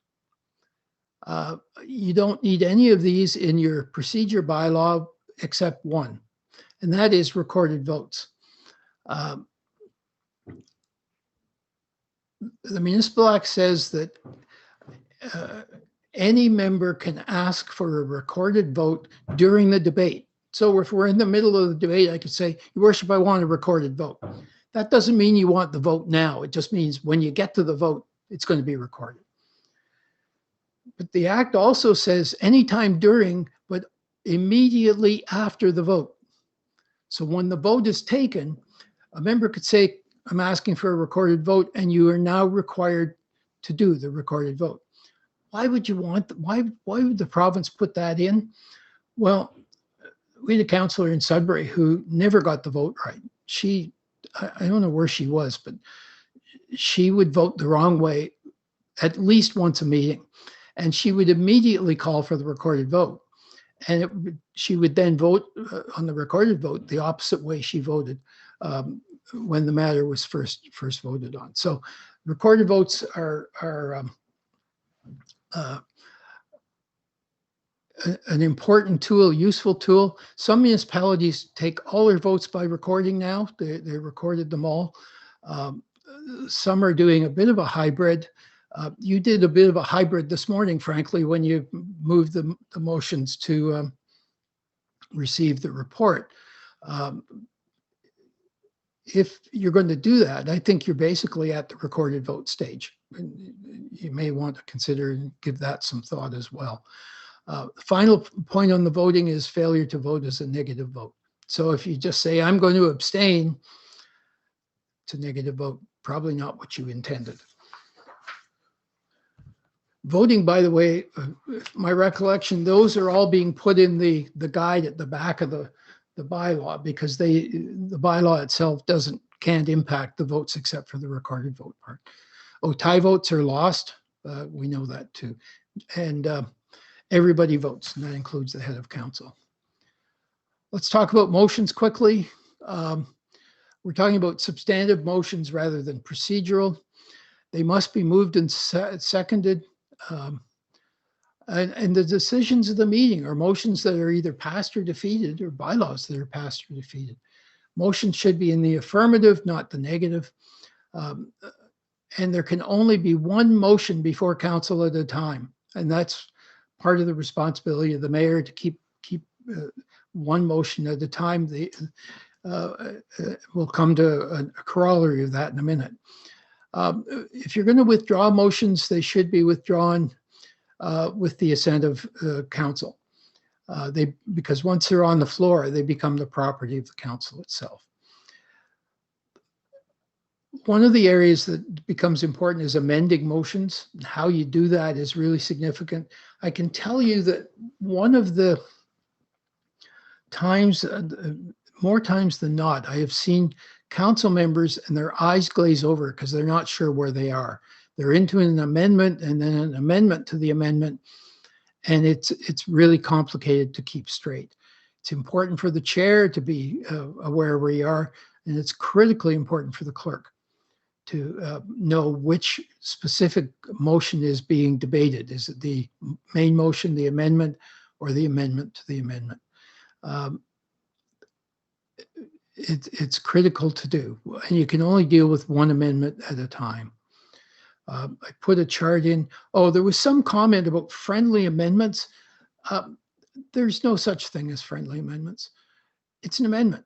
And if someone proposes an amendment, Your Worship, get a mover and seconder. It takes 3 seconds. And then call the vote, and it's done. You're going down a slippery slope if you start getting into the concept of friendly amendments. It doesn't get written into procedure bylaws in my experience. Okay, reconsideration. Occasionally council, let's move on to the next one. Occasionally council has to reconsider a matter, and you have the ability to do that. There's some proposed rules in your draft bylaw. One that I'm a big fan of is it must be moved by someone on the prevailing side of the first vote. It can either be done at the meeting itself or at a subsequent meeting. And the proposal is that it be reconsidered once that particular matter in a 12-month period. Here's the key about reconsideration. You can't reconsider something that's impossible to affect the turn what has occurred. In other words, if you passed a bylaw to purchase a piece of property and the deal's closed, there's no sense going back to debate whether you should enter into an agreement of purchase and sale. That's done. You're beyond that. But there are circumstances where reconsideration can be appropriate to do. You must pass the motion to reconsider before the main motion gets back on the floor. And the main motion if the motion to reconsider is passed, the main motion goes back on the floor the very instant before the vote was taken last time. In other words, it's open for debate. You can debate it, you can amend it, you can withdraw it, you can refer it, you can defer it, you can defeat it, you can pass it, you can do all of those things. It takes you back in time to that moment just before the first vote on the main motion. Be careful about reconsiderations coming back to council through a committee. If a committee tries to bring something back to council that council has considered and made a decision on, the reconsideration rules have to apply. You can't get a reconsideration through the back door. It's important to keep that in mind. Okay, whose meeting is it? Well, it's council meeting. It's council's meeting. It's not the mayor's meeting. Mayor has a significant impact. Clearly, we've talked about that. The personality of the meeting often is most closely reflected by the mayor, but it's a meeting of council. Important to keep in mind that any decision of a chair can be appealed by a member. Let me give you a simple example. let's suppose you have a delegation and the delegation is, you have 10 minutes, they can speak, and the delegation's gone on for 15 minutes. And a member of council says, Your Worship, they've gone beyond the 10 minutes in the bylaw. And the mayor says, I'll let them talk. They'll wear themselves out. And that wasn't a good answer. So the person says, I appeal the decision of the chair. Council now gets to decide if that delegation gets to continue or not. It's a pretty powerful tool by council when you think about it. It's a vote by council, and it demonstrates the concept of whose meeting it is. Let's go on to the next one. We've talked about quorum. The one thing about quorum under the Municipal Conflict of Interest Act, well, firstly, before we get to that, you have to have a quorum to start the meeting. Your Worship, you went through that process today. If you lose quorum during the meeting stops. It's just stopped. We had a councillor one time in Sudbury who smoked a lot, and he would sneak out of the council chambers for 7 or 8 minutes and have a smoke and come back in. And on this one particular night, he went out, and there was just the bare majority, a bare minimum of quorum. And when he left, the clerk said, whoa, you don't have quorum, Your Worship, the meeting stops. So the people sat there thinking that he would be back after he finished the cigarette. He never came back. Man, was council upset at him. They were really angry. He didn't tell anybody he was going home. He just left.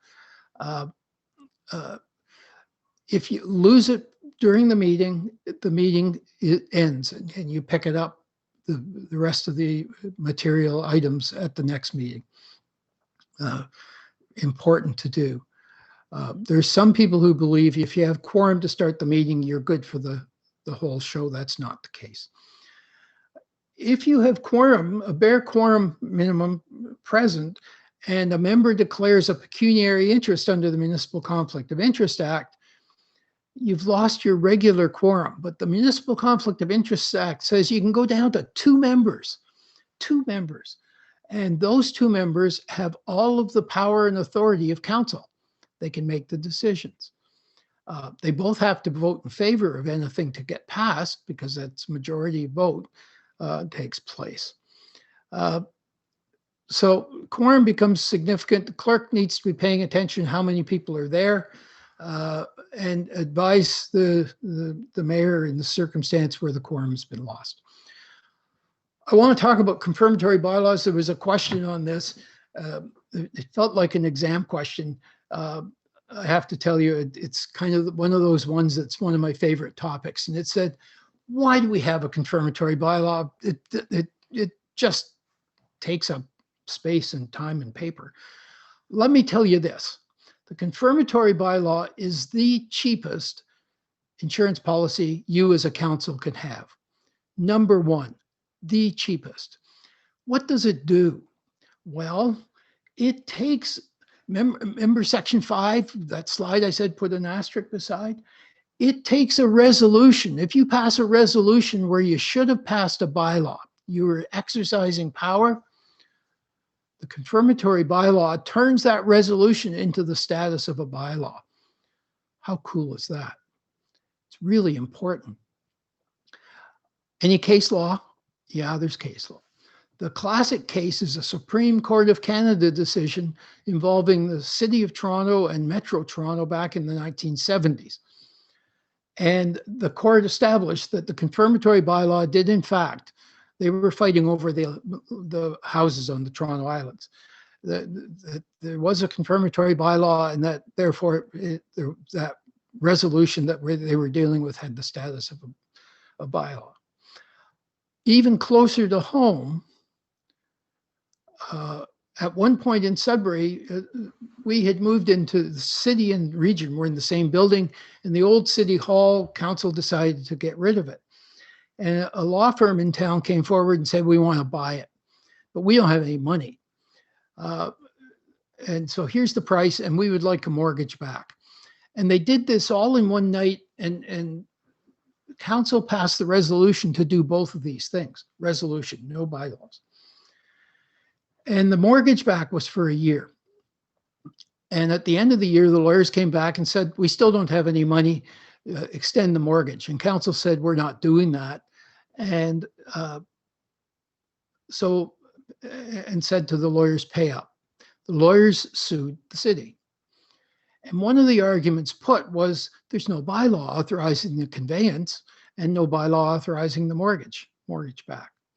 So off we went to Osgoode Hall in Toronto. And if in those days you'd walk into Osgoode Hall and there'd be a list of the various judges and courtrooms and what cases they had. And I looked at the list and I turned to the group and I said, we're either going to win quickly or lose quickly. We had, the judge that had been named to our case was Mr. Justice Steele, Don Steele, who was the former city solicitor for Etobicoke. He lived and breathed municipal government, and his father was the city solicitor before him. So we got in, and the hearing was going on, and the other side finally raised this issue of no bylaw, no bylaw. And the judge stopped him and he said, is there a confirmatory bylaw? And we said, yes, my lord. And he said to the other side, move on, that's settled law. So is it good? Is it valid? Yes. Is it important? Yes. Will you notice it? No, it gets lost in your agendas, but it is so critical that you have a confirmatory bylaw in place. Virtually every municipality that I'm aware of has one. You really need to have it. It's a considerable protection to you as a council. Okay, let's talk about the conflict of interest legislation for a minute. This is another one of those big changes. Used to be that you just had to verbally at the beginning of the meeting declare a pecuniary interest and state the general nature. Rules have changed. Now you must file not only must state the verbal, but you must file a written declaration. And they both get put into a registry. Now, nobody's going to pay any attention to the registry right now, but I can promise you about a year from now, the interest will pick up because there's something coming late 2022 that will have people interested. Here's what I think you have to do. I think you have to write out in advance or type out in advance the declaration. And so you have it ready. And when the meeting begins, read what you've typed out, what you've printed. And when you're finished reading it, get it to the clerk, the exact wording that you used. Why? Because I would want to have my verbal and my written declarations to be identical. Because if they're not, that's going to get picked up in the registry, and it's going to, people are going to notice the difference. So write it out, read it, get it to the clerk, check the registry, and check the minutes of that meeting later to make sure it's there in an appropriate way. Clerk's responsible for recording this. The clerk is not there to change wording that you might use, particularly in the verbal one. The clerk is there to record what you state. So make sure you get it right. And the best advice I can give you is to write it down. Okay, minutes of council, committee, and local boards. Just very quickly, fundamentally, you're going to approve or adopt the minutes of a previous council meeting, and that means that, yep, that's what happened.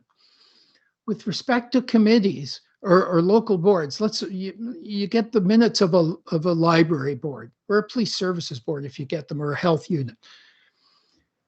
You will receive those minutes because council cannot do anything with them. Council can only receive them, which is basically, thanks, we got them. On the other hand, committees of council are created to provide advice to council. So the committees of council are making recommendations to council.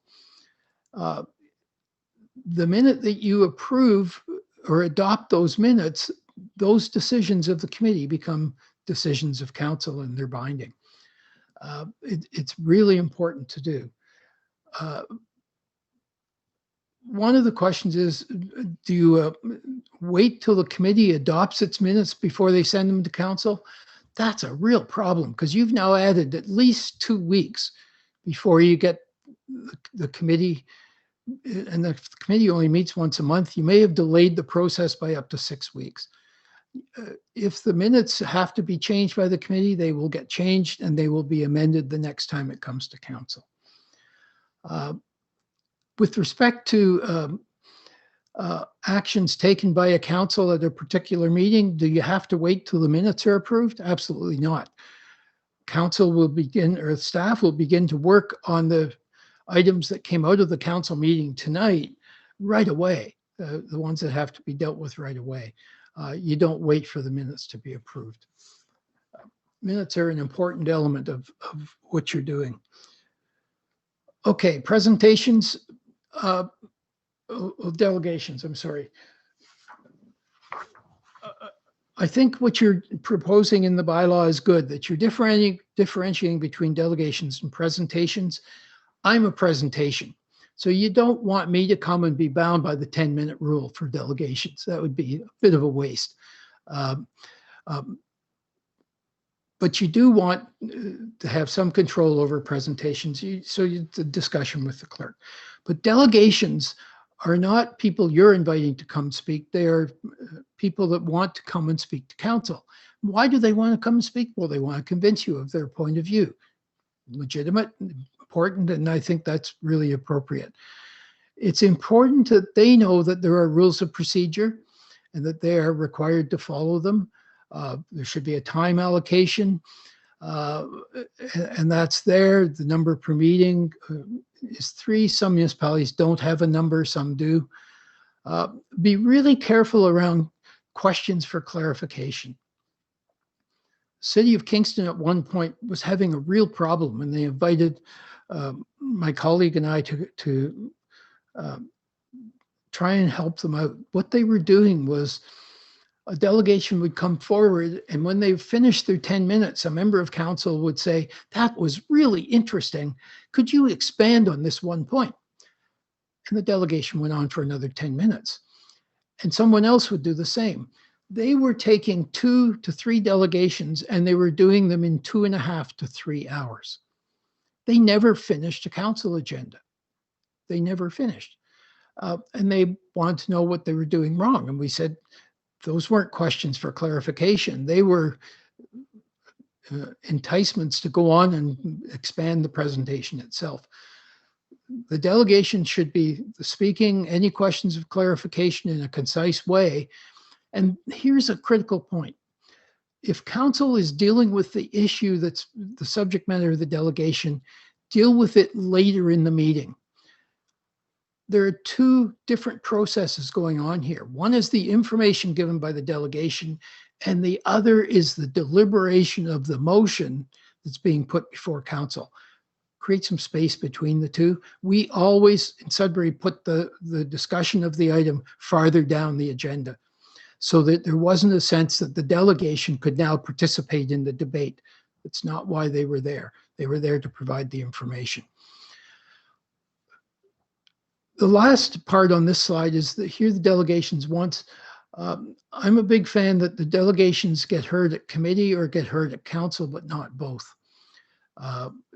They only need to be heard once, and that should be clear, I think, in your procedure bylaw. So skip over the presentations one, we've dealt with that. I want to talk a bit about length of meetings. Your Worship, I commended you at the outset for starting on time. I think that's important to do, and you got through the first part of the meeting. Time limits on speakers are important. Now, there are times when the subject matter may demand council members speak more than a couple of times or whatever. But generally speaking, it's a good rule, and it should be enforced to keep the debate focused. The issue of what items go on the agenda, a lot of the correspondence, for example, we received in Sudbury that was directed to council never got to council. It was dealt with by staff before the next meeting would have occurred. So it was handled and it was off the table. It was important to do. One of the big issues, and again, I dealt with this with the municipality recently, where every member of council feels they have to speak on everything. And their meetings went on for a long, long time. Here's some really simple advice. You don't have to speak on every issue. It's not important. Speak on the issues that are important to you. If you're just going to say, oh, I agree with everybody else and regurgitate it, you're not adding anything to the meeting. So I'd like to tell you about Dick Dow. Mr. Dow was the mayor of Coppercliff for a long time. And when the regional government came to Sudbury in 1972, 73, Coppercliff became Ward 8 and he became the councillor for Ward 8. And I first got to see him in 1978, and he'd been around municipal government for quite a while. But here's the thing about Mr. Dow. By the way, everybody called him Mr. Dow. Nobody called him by his first name. And they did that because of the respect that they demonstrated, that he earned from everybody else. He would only speak 2 or 3 times at a meeting. He would have his notes ready. He had bullet points in front of him. Never spoke for more than 3 or 4 minutes. And everybody listened when he spoke. And he was pretty much successful on everything he spoke about. He demonstrated to me, he was the most polished, he was the most articulate, he was the most informed, he was the most prepared counselor I ever worked with. And he asked the toughest questions on council. We had a session called Question Period in Sudbury where members of council could ask staff questions on anything they wanted. His questions were always the toughest. And I loved that. I thought that was great. Maybe that's why I enjoyed the question box panel so much at Roma, because he was articulate, he was thoughtful, and he was thinking way ahead. I really encourage you to give some thought. If you don't need to speak on every issue, it's not that significant, it's not that important. If you're just going to regurgitate what someone else has said, let it alone. You need to make a difference in terms of how your meetings look. In terms of length, one of the things I said earlier, one of the 2 things I was asked to do was to help council shorten their meetings. And we did a number of things. We put the curfew time in, which is the clerk talked about earlier. And we did a consent agenda. Council had never done that before. And it was a bit of chaos at the first meeting. But the consent agenda in Sudbury took meetings from 4.5 to 5 hours down to 2.5. They really make a difference. They allow you to focus on the important issues that deserve the time to have the debate. And they move the routine items through very, very quickly. On any given meeting, there may have been 2 or 3 items out of maybe 70 or 75 items that were on the consent agenda that had discussion, and the rest just flowed through. Staff had to be careful in terms of what we put on the consent agenda, but it really made a difference. It's used by every large municipality. And it's used by some small ones. I helped Deer Falls put it in place, and I was at their meeting. Deer Falls, by the way, is just south of Sioux Lookout. And their meetings were typically 2.5 to 3 hours, and they decided to do it, and I was there, and we scripted the mayor on the first night, and they got through the meeting in 45 minutes, and they looked at each other and they said, "You mean we're done?" And yeah, they were done. It's an effective tool. Not everybody wants to use it, and I can understand that, but it can really have, I think, some real benefits to the organization and to your meetings. It can help reduce the length of time. In my experience, and council in Sudbury's experience, you make bad decisions after 4 or 5 hours. You're not as sharp. You're not as able to think things through. Be good to yourself. Have good reports. Start on time. Have limits. Respect them. It can make a huge difference for your meetings generally. The next slide talks about committee structure. Let me just say this very quickly. Let's go on to the next one. You get to create committees, and you can create them for whatever purpose you want. Their primary purpose is to make recommendations and provide advice to council. That's what they're there to do. There are various types of committees that you can have. You mandate them. You give the mandate to the committee. You populate it. You name people to it. You can even name the chair. The key step is council creates the committee structure it wants, and there's no right model. Different municipalities have different ones, and they get changed from time to time. Doing a program on committees is pretty much a full day program in terms of what they look like and how they go forward. Let's go to open and close meetings.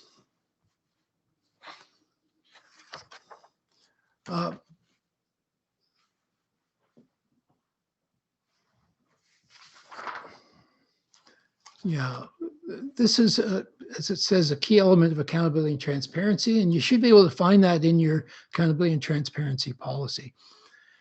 You are under very strict rules around closed meetings. You have a limited ability to hold them, and it's important that all of you understand what those limits are. Every closed meeting or alleged closed meeting now is subject to investigation by a closed meeting investigator. So basic principles in the Act, the Municipal Act says that all meetings shall be open to the public unless you fit within one of the categories in section subject matters in 239. When I talk about closed meetings, I always describe it as a 1, 2, 3 exercise. Number 1 is the subject matter. Number 2 is how do you get into it? And number 3 is what can you do when you're there? So let's go through those very quickly. I've listed, let's go to the next slide, but just very quickly. Be careful about coffee shop, who does coffee shop these days, but be careful about conversations generally outside the council chamber. Closed meetings can happen, as I said earlier, in a number of different circumstances. The subject matters are listed. I'm not going to go through them. They will be set out in the addendum to your bylaw. You are only allowed to go into a closed meeting for one of the subject matters. So that takes us through the next 3 slides or so. Unless there's a specific question on one of these later, let's just move through them. Your staff have to make the determination initially if it's to go into a closed meeting, the subject. At the end of the day, the decision is council's, whether to discuss this item at the closed meeting or not. Number 2 on the list is the how you get into the closed meeting, and the public resolution is required. What does the resolution say? Well, it says that you must pass a resolution that says you are about to hold a closed meeting and indicate the general nature of the matter or the matters that are going to be on the agenda. Here's the key. You can only deal with those matters that are in that public resolution. That's part of your transparency and your accountability. You cannot deal with anything else, even if it's a proper subject matter. No additional items. Cody, let's slip over to the votes at closed meeting slide. Next one.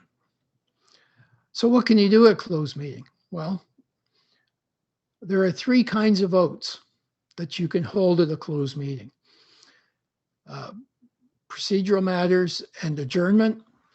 And the most critical one is giving direction. So you could direct your CAO, for example, to go negotiate for the piece of property. The key is you cannot take corporate decisions at a closed meeting. You must give direction to someone. That's a key element of it. So voting is allowed. Notice there is no consensus or straw votes on the list of the type of votes you can take. That's not part of the type of voting. I should add number 4 to this. Instead of 1, 2, 3, I should make it 1, 2, 3, 4. And that is reporting out. Remember we talked earlier about the importance of confidentiality? Well, that applies here too. So what do you do when you come out of a closed meeting? Let's suppose council held a closed meeting for a property matter where you're thinking of buying a piece of property. And at the closed meeting, you directed the CAO to go negotiate. And you laid out in some detail in the motion what you wanted the CAO to do. When you come out of the closed meeting, someone has to report out. And normally that's the person who's in the chair, if it's the mayor, or if in Sudbury's case, it was always the deputy mayor. And here's what the reporting out sounded like. They basically took the motion that you went in with and used it as a checklist. A closed meeting was held. One item was on the agenda. It was the acquisition or disposition of property, and there's nothing further to report. That's an absolute appropriate reporting out. Now, there may be times when council finalizes a matter and on that real estate deal, for example, and you come out and say, closed meeting was held, one item, acquisition or disposition of property, and the clerk has been authorized to place a bylaw before council. Now we're into the public regime. Remember, the confidentiality works. No member of council is authorized to speak on what happened at the closed meeting unless council authorizes them to speak. And normally, if that's going to happen, it will be the mayor who gets authorization. Okay, closed meeting investigations. Amberley Gavel used to do them on behalf of LAS. We did them from 2008 to last December 31st, or a year ago, December 31st, and we decided not to continue on with it. We did well over 100 investigations through that process. Any person can make a request. Notice the words any person. That includes corporations as well as individuals, and it includes people or companies or media outside your municipality. We had one where a councillor in Toronto asked for a closed meeting investigation 200 kilometers from Toronto. They were entitled to do that. So any person can ask.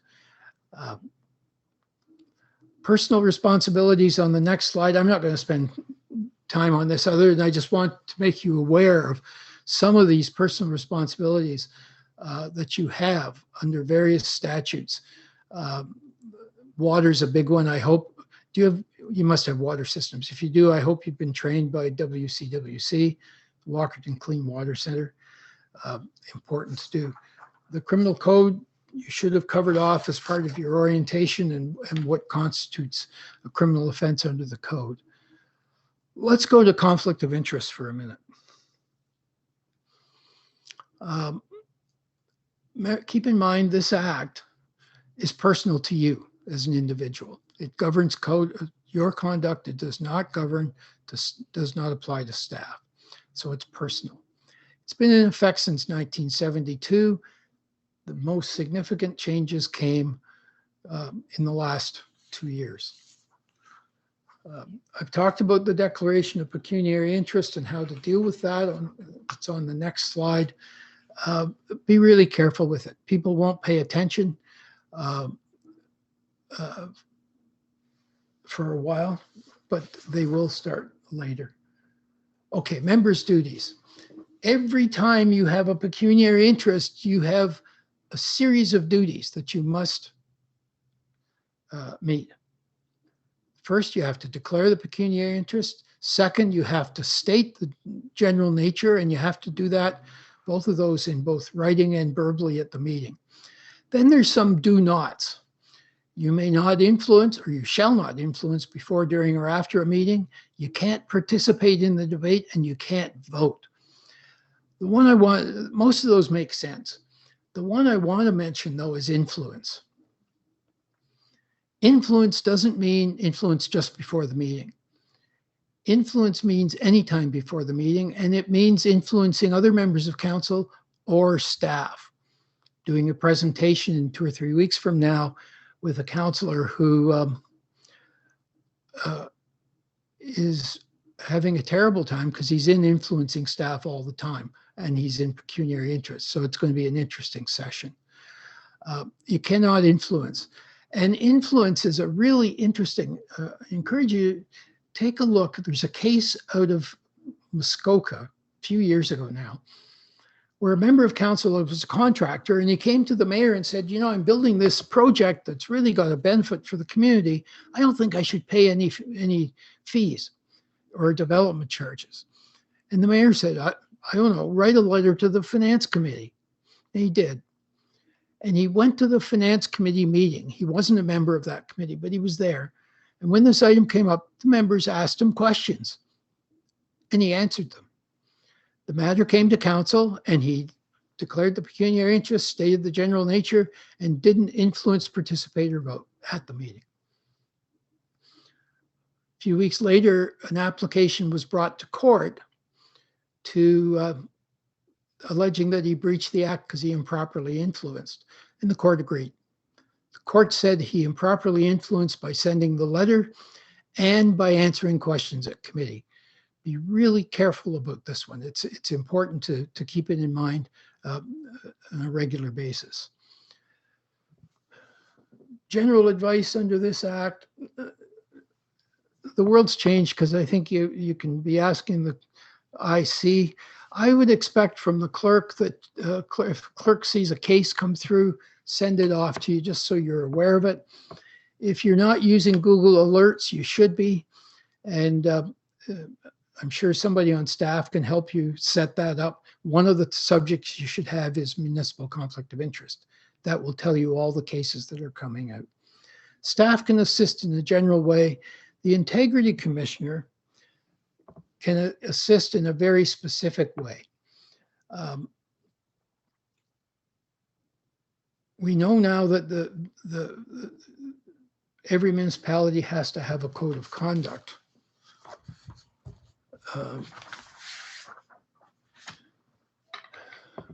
And the province has, as I said earlier, laid out 4 subject matters, 4 that are in the regulation that must be in your code of conduct. And let me just read them quickly. Gifts, benefits, and hospitality, respectful conduct, including conduct towards officers and employees, confidential information, use of property of the municipality. That's the list. My recommendation to every council I talk to is that's what should be in your code, nothing else. You should just cover off those 4 items. If you begin to get more complicated in your code, what's going to happen is you're going to be running to your IC to get advice, particularly if they expand the concept of conflict of interest. The Municipal Conflict of Interest Act is a complete code for now. It may get changed in time, but it hasn't been changed yet. I'm a big believer that you keep it simple, you make it easy to read for you and for the public, and that you make decisions based on what you're able to read. Some municipalities have really struggled with this. I don't know if any of you have followed Elliott Lake. Elliott Lake, this term of council, has spent over $250,000 on integrity commissioners and lawyers relating to the conduct of members. And it involves conflict of interest, it involves conduct at meetings, it involves questionable dealings, and they are using the code, members of council are using the code to attack each other. I can tell you $250,000 would provide some pretty effective infrastructure in Elliott Lake. They can't ill afford to be spending this sort of money on lawyers and integrity commissioners. And they've gone through several integrity commissioners. We're going to see some changes. If you've been following Mr. Shirelli in Ottawa and his conduct towards his staff, that I think may result in some changes coming where council may be able to start a process to have a member removed from council We're going to have to see. The Collingwood inquiry is over. It may result in some changes. We never know of an inquiry. Sometimes it does. It won't be all of the recommendations that get changed. But Collingwood spent close to $7 million on that inquiry. It's expensive. Best advice I can give members of council is treat yourself with respect. You may disagree. Best council I ever worked with was council where every member was really smart. And they all had one goal, and that was the best interest of the municipality, but they saw it coming in different ways. The debates at council were wonderful, but when they were over and when the vote was taken, when they left, they were friends. They and their families were friends. They understood that they weren't there to focus on personalities. They were there to focus on issues. It was a delight from a staff point of view. It was really delightful. In terms of the integrity commissioners can provide you advice on the code and on the conflict of interest legislation, but you need to ask for it in writing. Let's get to the slide that says written opinion of IC.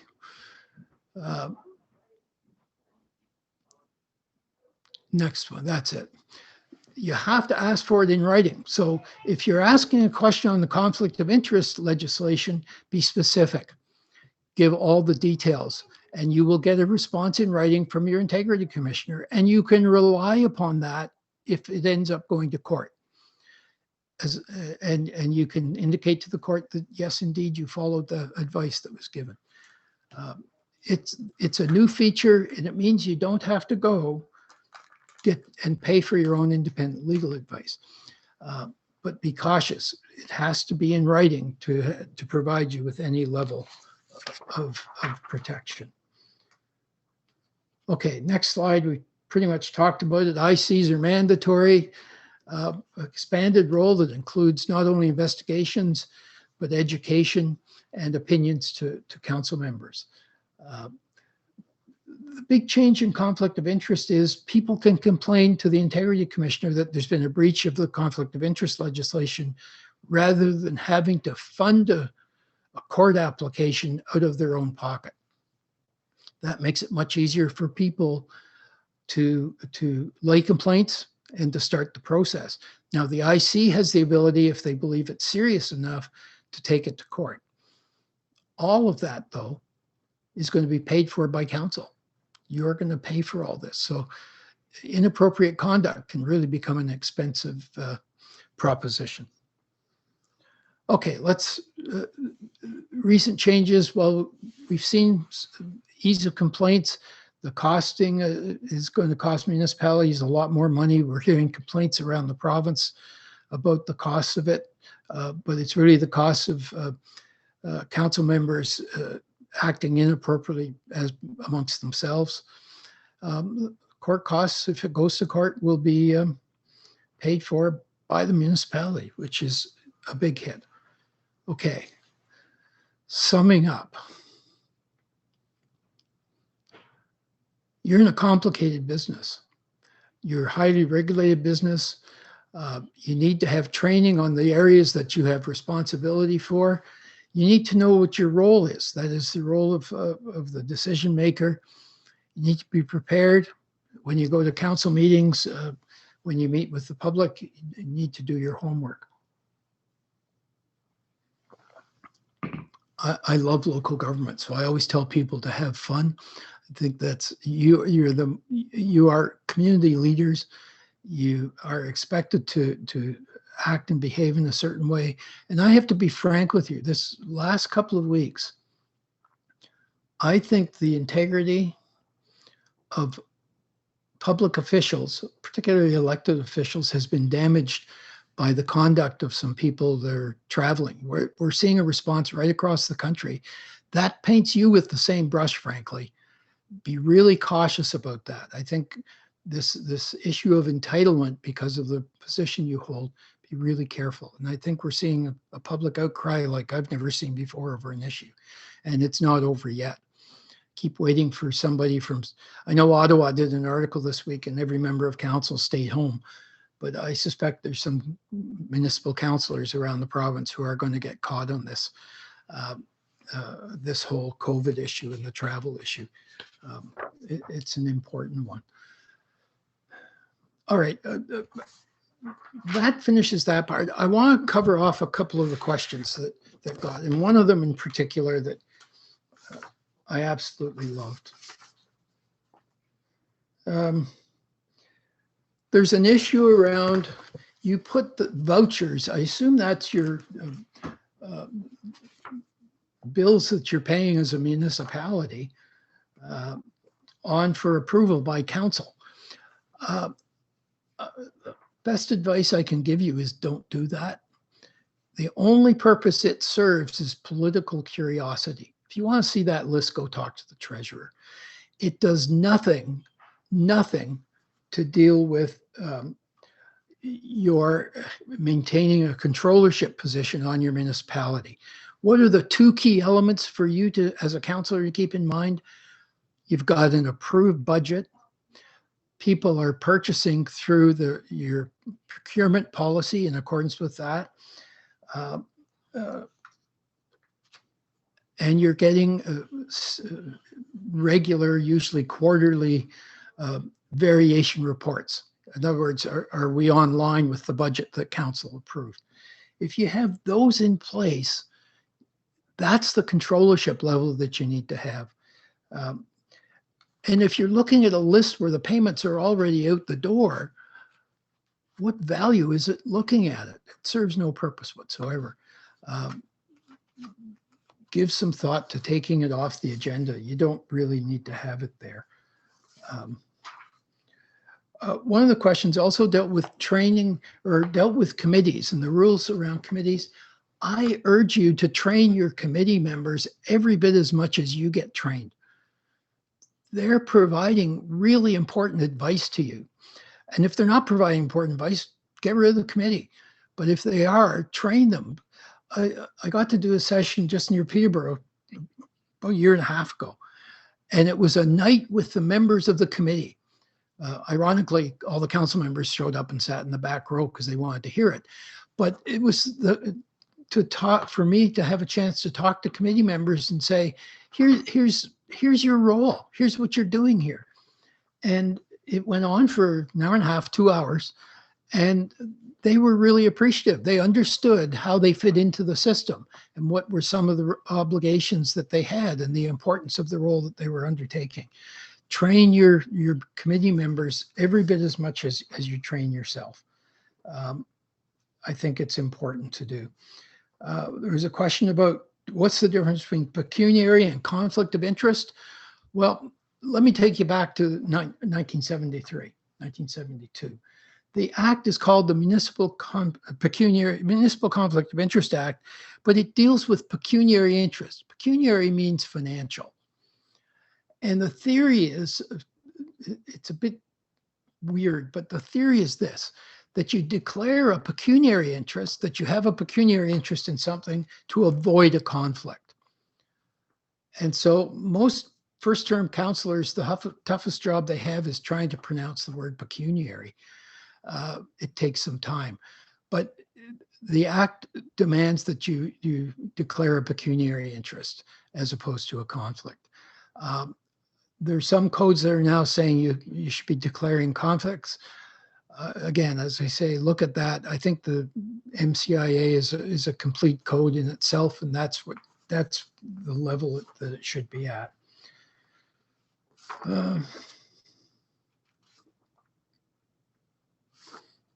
Oh, there was a question, let me just comment. There was a question about how you address people at council. Is it your worship? I call heads of council your worship because I'm a big believer that you deserve the respect of the office. And so I've done that from day one. I'm a believer, again, I think you're a level of government. So I think to refer to Councillor Townsend, for example, or upside down Councillor Hamilton, or whomever, is appropriate. I think you can, if you're in a closed meeting, that's different. But if you're in the public, demonstrate a level of professionalism, and I think it never does you any harm, and it will, in more cases than not, be effective for you. Err on the side of formality. I think there's a benefit to doing that. Your Worship, I've run out of words and I've gone way over, and I apologize for that. I hope this has been helpful. Again, I commend you for an outstanding. Oh, can I comment on one thing? Because it drove me Yes, crazy yes. when you started the meeting. I don't think you need a motion to receive a presentation. I think Okay. if it's on the agenda, Your Worship, you just say item number 1 is a presentation by the clerk. Away you go. You know, if you want to receive it at the end, but I don't think you have to do that either. I've never seen that done. I don't think it, and again, if that saves you 2 or 3 minutes of the meeting, yippee, you get to go home earlier. So, but just an observation that I think you could, once it's on the agenda, it's there. And if there's a motion for some action, fine. But beyond that, let it go. Thank you, Your Worship. Well, thank you very much, Fred Dean. Very, very much appreciated your presentation. I do have a few words, but I do want to say thanks for suggestions for path forward, and certainly with regard to a motion to receive presentations. We'll speak to the clerk and we'll have the discussion, you know, obviously through our procedural bylaw. So food for thought on that. Thank you. I also want to say Councillor Hamilton is not upside down, sir. So it's Councillor Hamilton, just point to be made. Thank you. And on that, I do want to say we very, very much appreciated your knowledge, expertise, and time. The time that you've taken to present a very thorough outlook on local government and the process by which this council, as well as I'm going to say all councils in Ontario, but certainly this council, utilizes the specific groundwork for decision making, and that policy, procedure, procedural bylaw, confirming bylaws that contribute to the overall framework for decision making. So thoroughly enjoyed it. This certainly is in my wheelhouse, so I would look for a presentation many, many times in the year for this.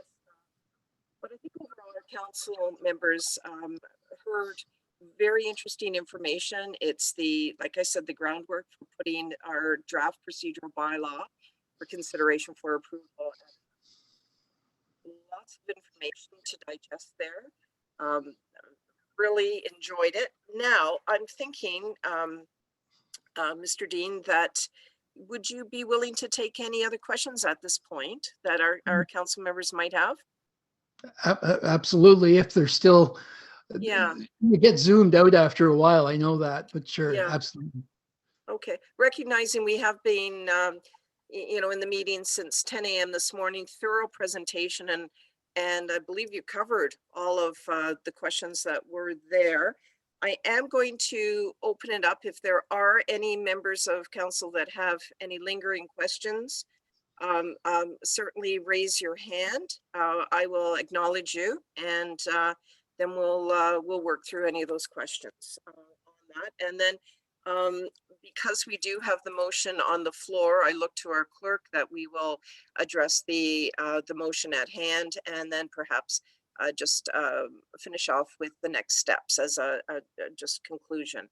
So with that, I do just see 2 members of council, Fred Dean, that wish to have a couple questions. Councillor Townsend, please.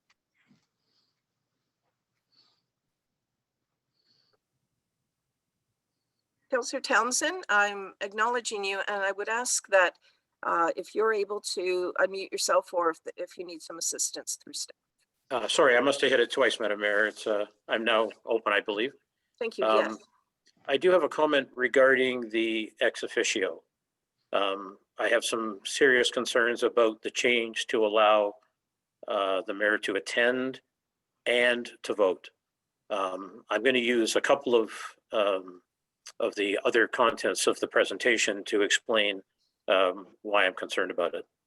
The first one is Mr. Dean did note that attending council meetings and our committee meetings is much different than other organizations perhaps we may have worked in.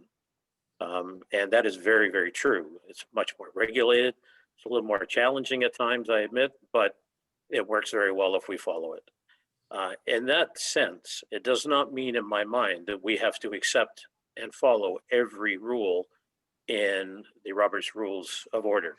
I know organizations, even that are not municipalities, will choose and exempt themselves from certain ones. This is one I believe that West Grey needs to exempt themselves from. Why do I say that? If you go to page 37 of our presentation, it talks about the principles of the procedure bylaw. And on 1.1.5 on section F, it says, and I'll read it, all members have equal rights, privileges, and obligations.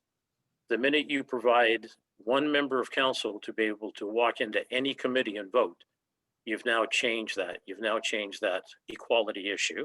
That's number one. Practically, if I look at economic development, there are 3 members of council already on it.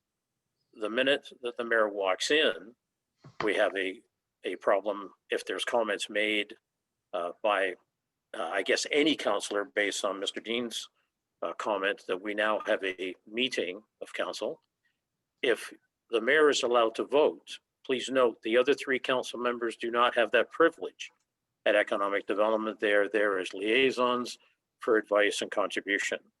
So there's another imbalance or conflict, if you will, on the statement of having equal rights, privileges, and obligations. So I would like to see staff, with Mr. Dean's input, please, remove that voting privilege and alternately either give every member of council to have exactly the same right to walk into any committee they want and be able to participate and vote, because I do not believe that's a precedent that we wish to set. So I'm going to start with that one, and I'd ask for some comment or input from Mr. Dean, please. Thank you, Councillor. Fred Dean, could you please respond to that? Thank you, Worship. Really interesting perspective. Let me tell you how this became important to me. This is about 6 or 7 years ago. I got 2 phone calls within a month from 2 different mayors in 2 different parts of the province. They weren't connected at all, but they were basically the same conversation. And it went like this. Went to a committee meeting, and the committee was moving into a closed session, and the committee said to me, you can't come in. You're not allowed to come into the closed session. And they were a little bit upset. So I asked them what was in their procedure bylaw, and fundamentally nothing.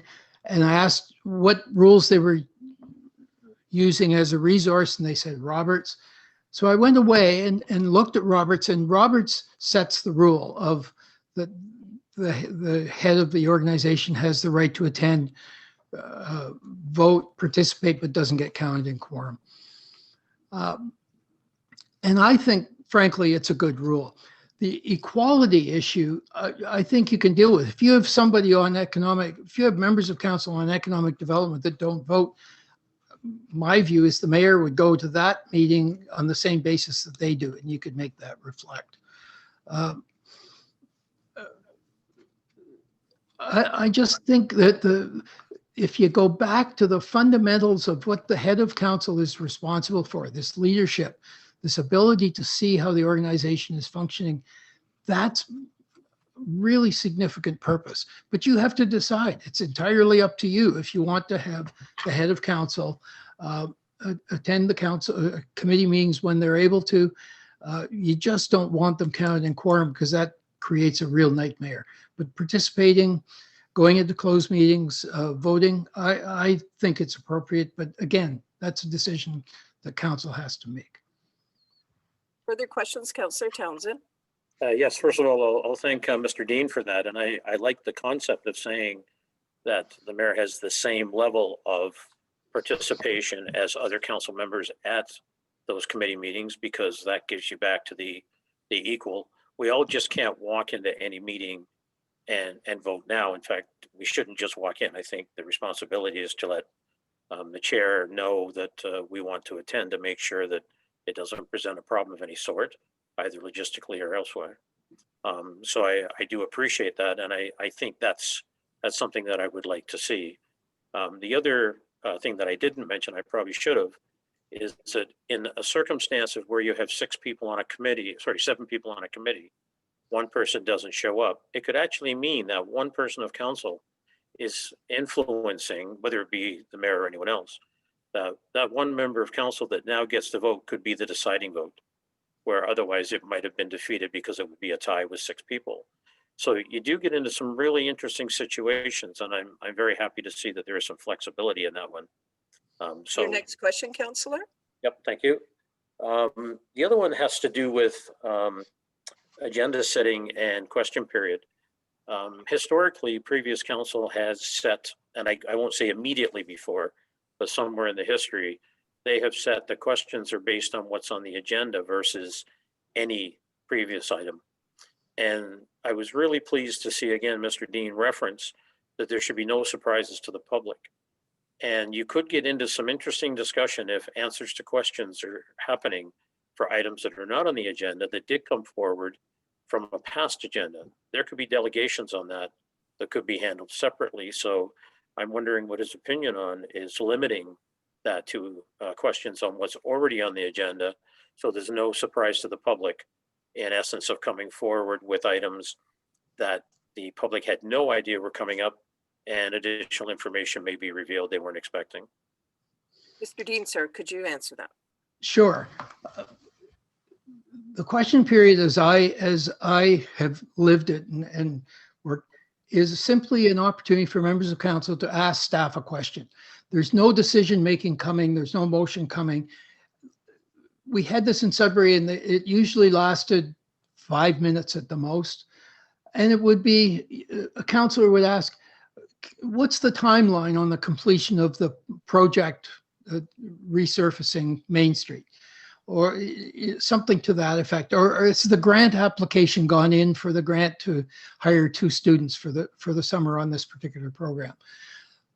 Information, sometimes staff can't answer it. Remember I said Dick Dell asked tough questions? Occasionally he would ask me a question and I'd look at him and say, Your Worship, I have to tell you, that's a really good question and I don't know the answer, but I'll have it tomorrow. It was a chance to get those items out, not to move the business forward, but just to get updates, if you will, on some of the project. That's how it was used in Sudbury. It was very effective. Some staff didn't like it, but I thought it was effective and the council members liked it. It worked fairly well. But it wasn't a decision-making process at all. There was no motions, never a motion came out of that at all, any decision-making. Okay, I need to apologize because I think I saw that differently. I saw questions as coming from the public, which is what we have now. Are you saying this is only for councillors? Yes. So we're dropping the issue of allowing the public to ask questions regarding anything on the agenda. That's an issue you're going to have to debate, but my recommendation is you do not have that. Okay. That's part of my ambush theory, but you have to deal with that. And if it's working for you, fine. But at some point, the rubber hits the road, and that's when you call me back and say, how do we deal with this? Okay, because I was thinking that with the, having the public also be able to ask, that the ambush is that you don't have to respond fully, right? You can always commit to get back, but if the topics are on the agenda and people have concerns and we've given the correct notice, they know it's there.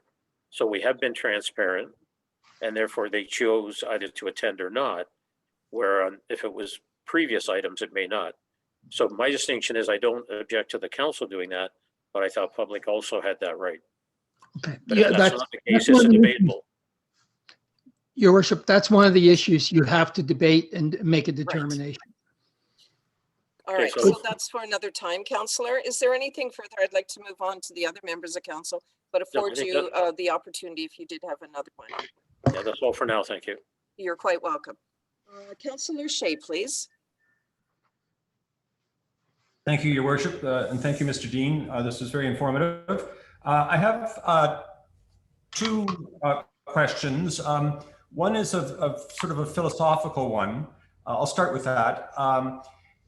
in the language that's proposed in our current draft bylaw, I find that there's, because it's a regulation, there's a kind of a negative tone in sections. So for example, there's a section that says, no delegates shall disobey the rules.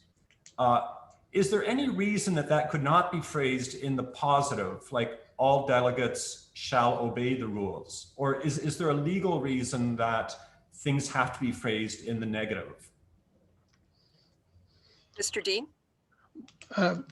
Your worship, well, it's not really a philosophical question. It's standard drafting practice that, and if you read your bylaws in terms of parking on the road, or any bylaw that you have that has regulations in it, tend to be no person shall, and that's the format. Can you do it in that positive way? You can, sure. There's nothing negative about it, nothing that prohibits it. But a standard drafting practice is we create it, no person shall do this, and it's easier for, I think, for the head of council to enforce the rules if they're put in that way. But can you do it the other way? Sure, if council thinks that's appropriate. The other way you can do that and achieve the purpose, I always have recommended to clerks when they're putting, when you're trying to tell delegations what they can do, is you need to do a simple one-page common English, not legalese document, put it on your website and say, so you want to appear before council, here's what you need to know. And then do that in the positive, but keep your bylaw in the more traditional standard way of drafting a regulatory bylaw. Okay, thank you. That's very helpful. So my other more specific question, you mentioned a municipality that got their meetings from 2.5 hours to 45 minutes by putting 75 items into their consent agenda. We use consent agendas now, and they usually have half a dozen to a dozen items in them.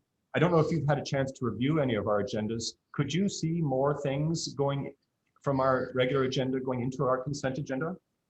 Like, for example, could staff reports go into consent agenda?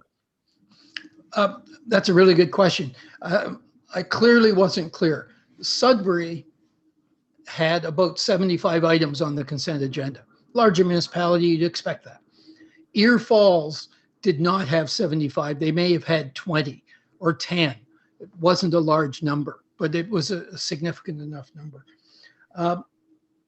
I haven't looked through yours. I'd be happy to do that and just give the clerk my thoughts on what can go in. I have to tell you from the staff point of view, we would sit at the department head's table and we'd go through the agenda items and someone would say, I think this can go on the consent agenda, and we'd have a discussion. Is there going to be much debate on this? Is council just going to accept it and move on? It's routine stuff. And we made that decision on every single item that went to council, except the bylaws. We put all the bylaws in the consent agenda part. So staff had an obligation to try and guess what you people were going to do with your agenda. We got pretty good at it over time, but that's the process. We would make the determination what went in the consent part and what went on what I call the regular part of the agenda, because you expected there was going to be some debate. Further, Councillor Shea? Okay. Thank you. Okay, you're quite welcome. We are now moving on to Councillor Hergert. Thank you very much, Mayor, and thank you, Mr. Dean, for your presentation today. I was curious, we have in 1.31, it talks about adjournment. It talks about the succession order if the mayor is gone and the deputy mayor is gone. We recently had a council meeting the beginning of December, and it was near demanded that we get to an adjournment and swiftly when those two individuals would be gone. And so I guess in the 1.31, this definitely allows for a succession planning during a meeting that we would be able to conduct all of the business.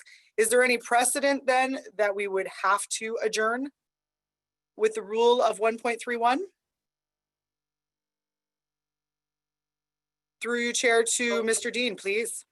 Yes, Mr. Dean, would you be able to respond to that? But I also want to provide just a bit of context to that after you, Mr. Dean.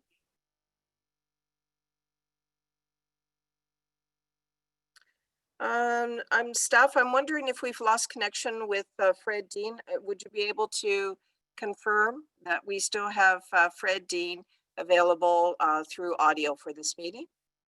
If I may, Madam Mayor, Yes. I can see that Fred Dean is still on the line and his mic is live. Okay.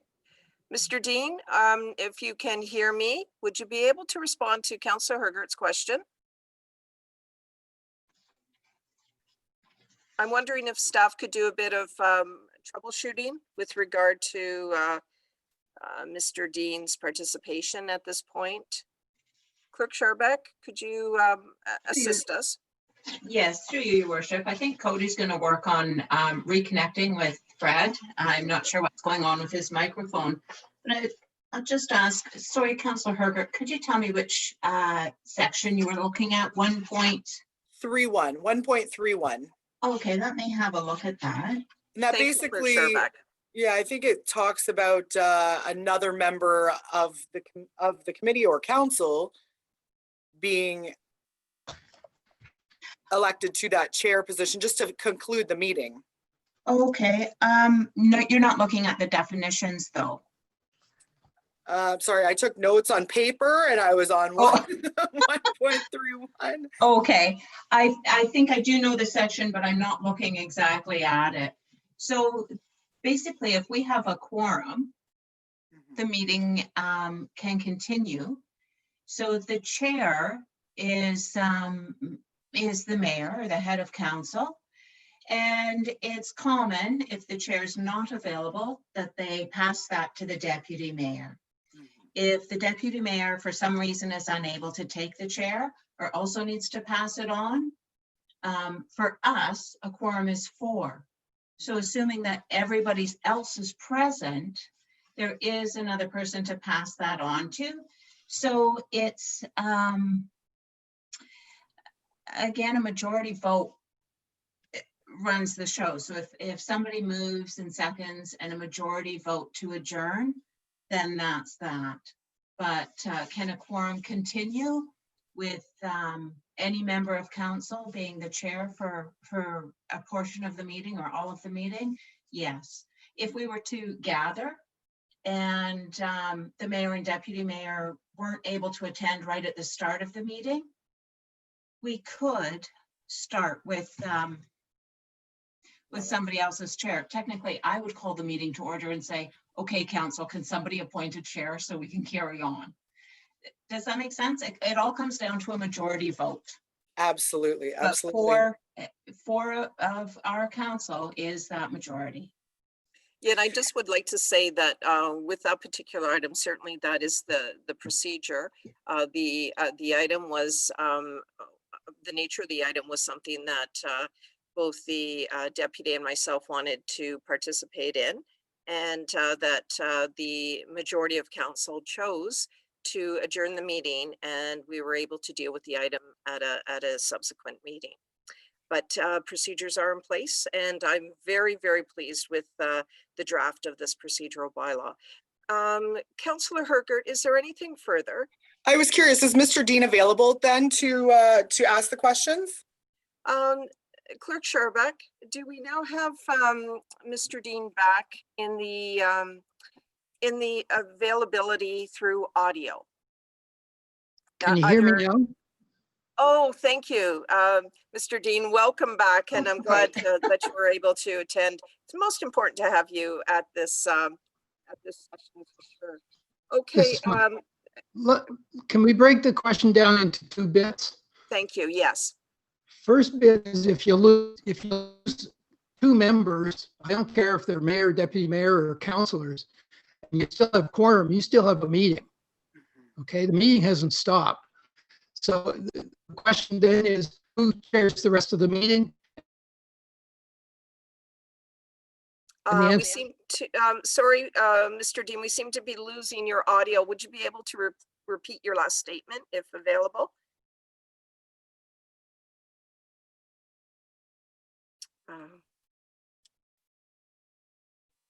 Okay.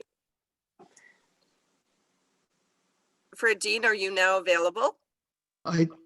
You tell me. Yes, you certainly are, and I'm very happy about Okay. that. All right. You have to break it down into two bits. If two members leave and you switch. It's not working as you speak. Sorry to interrupt you, Mr. Dean, but as you speak, your audio is certainly breaking up. Staff, are you able to provide a solution here? Either Clerk Sharbuck or Cody Hewitt? If I may, Mayor Robinson, maybe the best option would be if Fred is able to call into the meeting. Okay.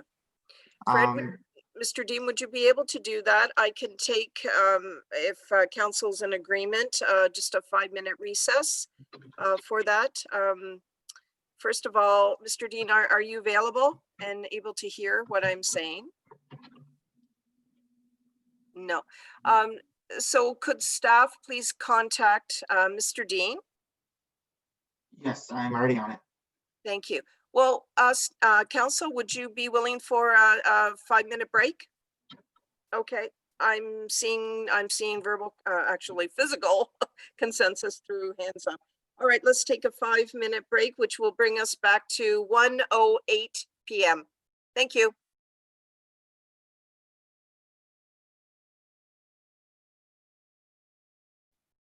Cody, can you hear me? Yes, I can. Okay, Cody, I have Fred on the phone. Can you give me the number for him to call into? Yep, for sure. It's 1-647-558-0588. And the ID for the meeting is 890-1996-9778. Good grief. Okay. I don't know if you heard that. I also sent a chat message to him with it if he's still. Oh, he's good. Yeah, definitely. Cody's going to send you a chat message with the phone number and the meeting ID number that you have to put in. It's a really long meeting ID number. Okay, the phone number is 1-647-558-0588. And Cody, you're sending him a chat message where he can see the Yes, I've already sent it number to as him. well. Yeah.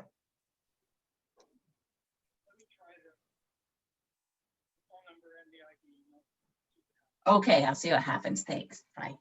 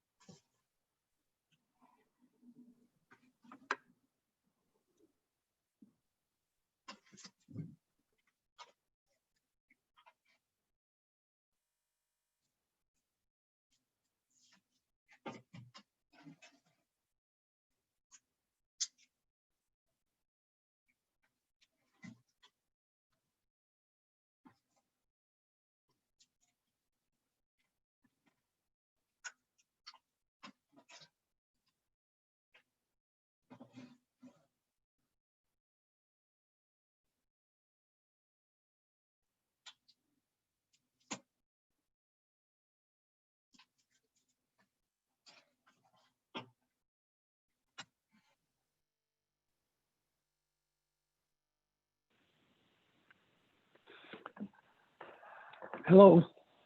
Hello. Hi, it's Fred Dean. Awesome, Fred. I'm so glad you're back. Mayor Robinson, can you hear Mr. Dean now? Hi there. Yes, I can. And Fred, just so you know, we are on a recess for 2 more minutes until 1:08 p.m. I'm very pleased that you are back. And so are you joining us via phone at this point? That's right. Yep. Wonderful. Okay, well, I'm certainly pleased about that. We just have a couple minutes before I will call the meeting back to order. Thank you. Okay.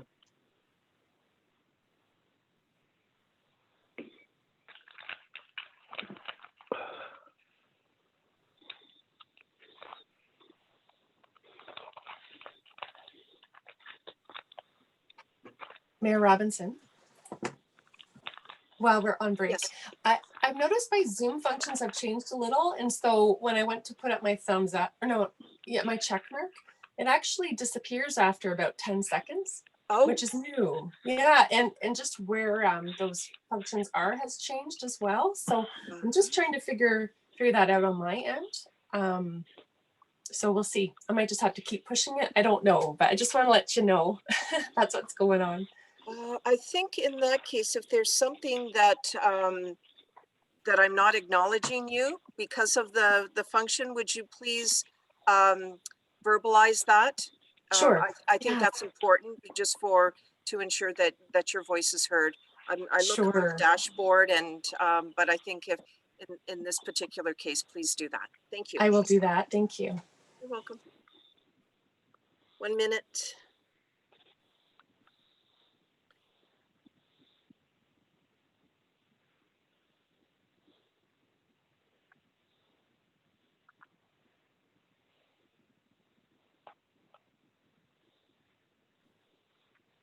Welcome back. It is 1:08 p.m. So we're back from our recess. Clerk Sharbuck, I wonder if you could just assist me to determine that we do have at least a quorum, but certainly all members of council present.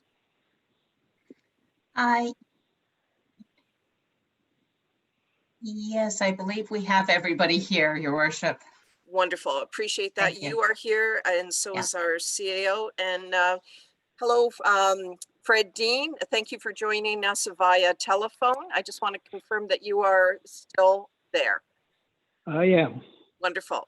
Okay, so we are still with Councillor Hergert to pose some questions. We do have Fred Dean back on the line. Councillor Hergert, please. Thank you again, Chair. Looking at 4.5.4 is related to closed session, but it actually is a direct mirror of this moment right now where someone's having a challenge, even hearing or participating via internet. Is there an alternate for a phone-in conversation, or would council be required to maybe drive to the municipal office if there was a closed session and for some reason we just couldn't participate electronically? What's the alternative to electronic, I guess? Mr. Dean, would you take that question on? Can I answer the first question that you had a minute ago, and then we'll get to that one? Go ahead, please. You had a situation where the mayor and the deputy mayor left the meeting, and the question is what to do. You have to break it down into two parts. First part is 2 members leave the meeting. Do you still have quorum? If the answer is no, then the meeting stops. But I think the scenario you painted was the answer is yes. So you're left then with a situation where there is no one in the chair. And it's up to the remaining members to determine who should chair the rest of the meeting. The meeting doesn't end because the mayor and deputy mayor disappear. If there's a quorum, the meeting continues and council has to, the remaining members of council can appoint someone to fill the role of chair for the rest of the meeting. Well, thank you. In that particular situation, it was the day of the inaugural for county council, which started at 4. Our particular council meeting was going long in terms of discussion, which is fine. The item that was going to be discussed was, as I'm a member of the Conservation Authority board, and so was our deputy, and was dealing with the changes to section 6 of Bill 229. So it was important that we were participating in that, and I just presented that to council in terms of having that addressed when we would be present, and the majority of council did agree, and it was a long day, and so we did have the adjournment and dealt with it on a particular day. It wasn't that we just left the meeting. There was a county council inaugural. Councillor Hergert, are there any further questions? I do see that we have. Yes, my second question, thank you, Sorry, Mayor. Councillor, please go ahead my now. second question there was about connectivity and what would the alternate be for electronic participation? And this is specifically around a closed session. would there be an opportunity that we could maybe just drive into the municipal office, or what's the alternative to that? So Mr. Dean, if you wouldn't mind taking that question, but I'm also going to have Clerk Sharback address that as well. Mr. Dean, please. Your Worship, let's go back to what I talked about in terms of confidentiality. I think it's important for council to be demonstrating that you are treating confidentiality with importance. Most bylaws don't have a provision that says you have to be on camera. We discussed it and thought maybe that's a way that you can ensure that the confidentiality is being respected. I think you have to come up with a rule, and maybe the phone rule. One of the things I like is that Your Worship, you ask every member when you go into the closed meeting to confirm that they are in a closed session and nobody else is with them. Yes. And you get that confirmation. And then if you find out that they breached that, then that becomes an issue under your code. You're right. I'm clearly an example of it today where I couldn't get on the video. So it's worth some discussion with amongst yourselves and with the clerk and the CAO to determine what's appropriate. I would never recommend anybody drive into any facility right now unless, I just wouldn't. So have some discussion around, see what rules are reasonable to protect this confidentiality principle, but to ensure that people are respecting the importance of it. Is that helpful? Yeah, and thank you, Mr. Dean, and certainly Councillor Herger. We are under a provincial lockdown. We're also under a state of emergency, so we won't be having members of council attend at the municipal office. I think that's a discussion for we can look at for future issues with regard to broadband. There certainly is an issue overall with broadband, but that's something that we can have the clerk address, but certainly during this time period that will not be permitted. Clerk Sharback, your comments, please. Thank you, through you, Your Worship.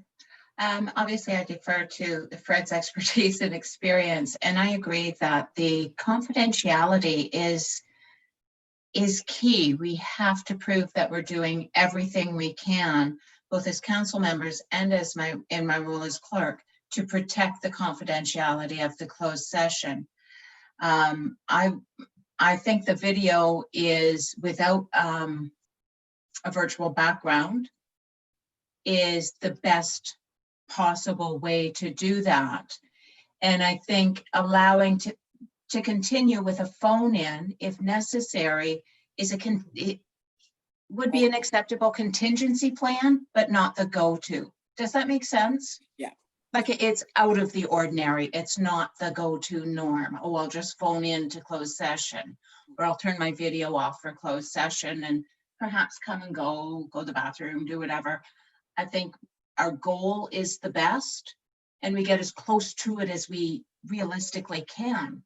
And right now with COVID and with broadband issues in rural Ontario, the best we can might not be bang on every time, all the time. And we still have to continue with the business, right? So I don't know, Fred, do you think that's an acceptable option, is to have a contingency plan, but only if necessary? Yeah, I think you need to have some, Your Worship, I think you need to have some alternative in there. Broadband affects everybody. Clearly it affected me today, so. Yeah. Very good. Does that Councillor fair? Herger? Oh, pardon me, Councillor. Sorry. Rebecca, anything further? Is that fair to say that that one section in the bylaw can be tidied up a little bit with a bit of a contingency, flexibility added in there? Is that a thumbs up? I think we're Okay, getting it'll that come back from- in a from all draft form members of anyway. So. council. Yeah. Okay, thank you. Thank you. Councillor Herger, is there anything further? I do have one. So I guess Clerk Sharback might add in or add an alternate option there for participation. In the alternative, I guess, are we back to a possibility of suspend with the rules? I mean, we are a democratic body, and if that would so need be, we would have to allow for the business to carry on one way or another. But I did very clearly hear Mr. Dean say, get rid of the suspend with the rules, and Clerk Scharbeck says, we're going to follow our rules. I get Right. that. But at some point, we have to provide an opportunity for the stuff we don't know is coming, which has been 2020, really. Thank you. That's right. Mr. Dean, a follow up to that, just that statement overall. Yeah, you don't want to suspend the rules, but I think you need to build some flexibility and that recognizes the realities of what you're dealing with. And I think the acknowledgement that you are in a confidential place with no one with you, that's a really good starting point for the mayor to be asking each member. And you get to that and then develop your list from there. Very good. Anything further at this point? I do have one last, and it is not germane to this agenda, but it was something that Mr. Dean had commented on, and I wonder if I could have the latitude of my counsel to talk about that at this moment. Well, let's hear the question and then we'll make a determination. So not necessarily a question, but a comment. I did actually attend the US this summer, actually late fall, and I wanted to make that very open and transparent to my counsel. As well, I did make the mayor aware of my absence from West Grey, and upon return, I did conclude with the 14 days. I followed every provincial, federal rule that is in place, and if it's not a rule, then we can't really, I guess, judge on that. And so I definitely did hear Mr. Dean express an opinion about it, but it is not against the law. So I just wanted to share that with my counsel and reaffirm that I did advise the mayor that I was away, and I advised when I returned. Thank you. Well, thank you, Councillor, for that comment. And upon you communicating that to me, I did advise the clerk of the CAO of that. Thank you. All right, so now we are moving on to Councillor Hutchinson, please. I believe Councillor Hamilton was ahead of me, was she not? I thought you were going to ask her next. So that was just in my informal list. I'm going on my dashboard and you are Okay. up for your questions, Councillor Hutchinson. Okay, thank you. So first of all, thank you, Mr. Dean, for your comments and your expertise. I have a couple of comments and then a couple of questions. So first of all, my comment is that I think it's admirable that if we can get to a 3-hour meeting for our council meetings, but given that we are now don't have committee of whole meetings and we don't have, and we're bringing our committee of the whole planning into our council meetings, I think it's going to be a real challenge. Any way that we can streamline that is great, I guess. But I think one of the things that I think will help is the speaking to the motion, having 2 comments per from each member to the motion will sort of help us to streamline, I think, because sometimes we get into quite a discussion and maybe that's where we lose some time. And the other point I want to make about that is I do have a concern with not having comment period or question period for the public. I think that's something we'll have to have further discussion on, but I think we brought the extra 5 minutes in at the start of the council meeting because of having people wanting to comment on things before we make decisions without going through a delegation. So that's really where that came from. So we'll have to visit that again and see. So those are a couple of my comments that I have. Question I have, and this is maybe more for the clerk, under motion to amend, there seems to be, it's 19.7, and there's a whole bunch of blank spaces. And I wasn't sure what that was all about. Why those blank numbers are there under motion to amend. Clerk Scharbeck, are you able to respond to Councillor Hutchinson's question with regard to 19.7 section? To your worship, I'm looking at 19.7, motion to amend. And I see there's subsections 1, 2, 3, 4, 5, 6, and 7, but I don't have any blank spaces. I'm wondering if it's how you downloaded it, or Maybe. the formatting perhaps that you're looking at. I can assure you that before this comes back for council's consideration, The staff are going to go through this again with a fine-tooth comb Okay. and just make sure that there's consistency with word use with this and the easy reference guide. There's consistency with capitals or not capitals, and just check on those extra spaces or page breaks, things like that. So those formatting things we'll definitely have another look at, but in the version that I've printed and I'm looking at, I'm not seeing the blanks. Okay, well, that could be because I've had problems with my iPad, and Oh. sometimes the type of format that you use ends up being all messed up. So that could be, maybe it's just Okay. a technical thing. The other thing I wanted to ask you about was the consent agenda. I noticed under the agenda, there was no consent agenda in the one that's in the bylaw. Is that correct? Clerk Sharbuck? Through you, Your Worship, that's correct at this point in time in this draft. And I certainly wanted Fred's input on that before we added it back in. It was council's decision to remove that consent agenda. I think previously it wasn't the most appropriate or effective tool, the way it was being used. I'm a big believer in consent agendas, and I think they're tremendous time savers if we can get to using them properly and including the right things on them, such as the minutes in the bylaws are sort of a given. By the time we get to that point with a bylaw where it's in a final version on the agenda, the discussion, the background information is done, right? Yeah. So I think that's definitely something. And at the next meeting, I can bring back some further comments from Fred, if you like, about perhaps how we can include that consent agenda and make it work, and perhaps build on it as we go and get better at using it as a tool. Fred, do you have anything to? I was just going to ask if Fred Dean, could you also respond? Thank you. I encourage you to have a consent agenda, and you can make it, excuse me, you can make it look different. It's worth looking at. I think the commitment of staff is they have to look carefully at each report, and the commitment of council is if it's in the consent agenda, unless there's an overwhelming reason to speak to it, if it's routine, just get it off your desk and move forward, make the decision and get on with more significant items. I agree with the clerk. Take a look at it and bring it back in and set out some parameters for it. Thank you for that. Councillor Hutchinson, anything further? Yeah, no, I think that basically it is just, I think the reason that we had some issues with the consent agenda was there are a lot of items there that we wanted to speak to that were maybe new to us, whether it's correspondence or whatever. So we tend to be pulling a lot of stuff out of that consent agenda, which really sort of slowed down the meeting. So I think by putting stuff in there that we aren't going to have comments on or we aren't going to need a discussion on will be the key, I think. Otherwise, that's it. Thank you. Well, thank you, Councillor Hutchinson. Councillor Hamilton, please.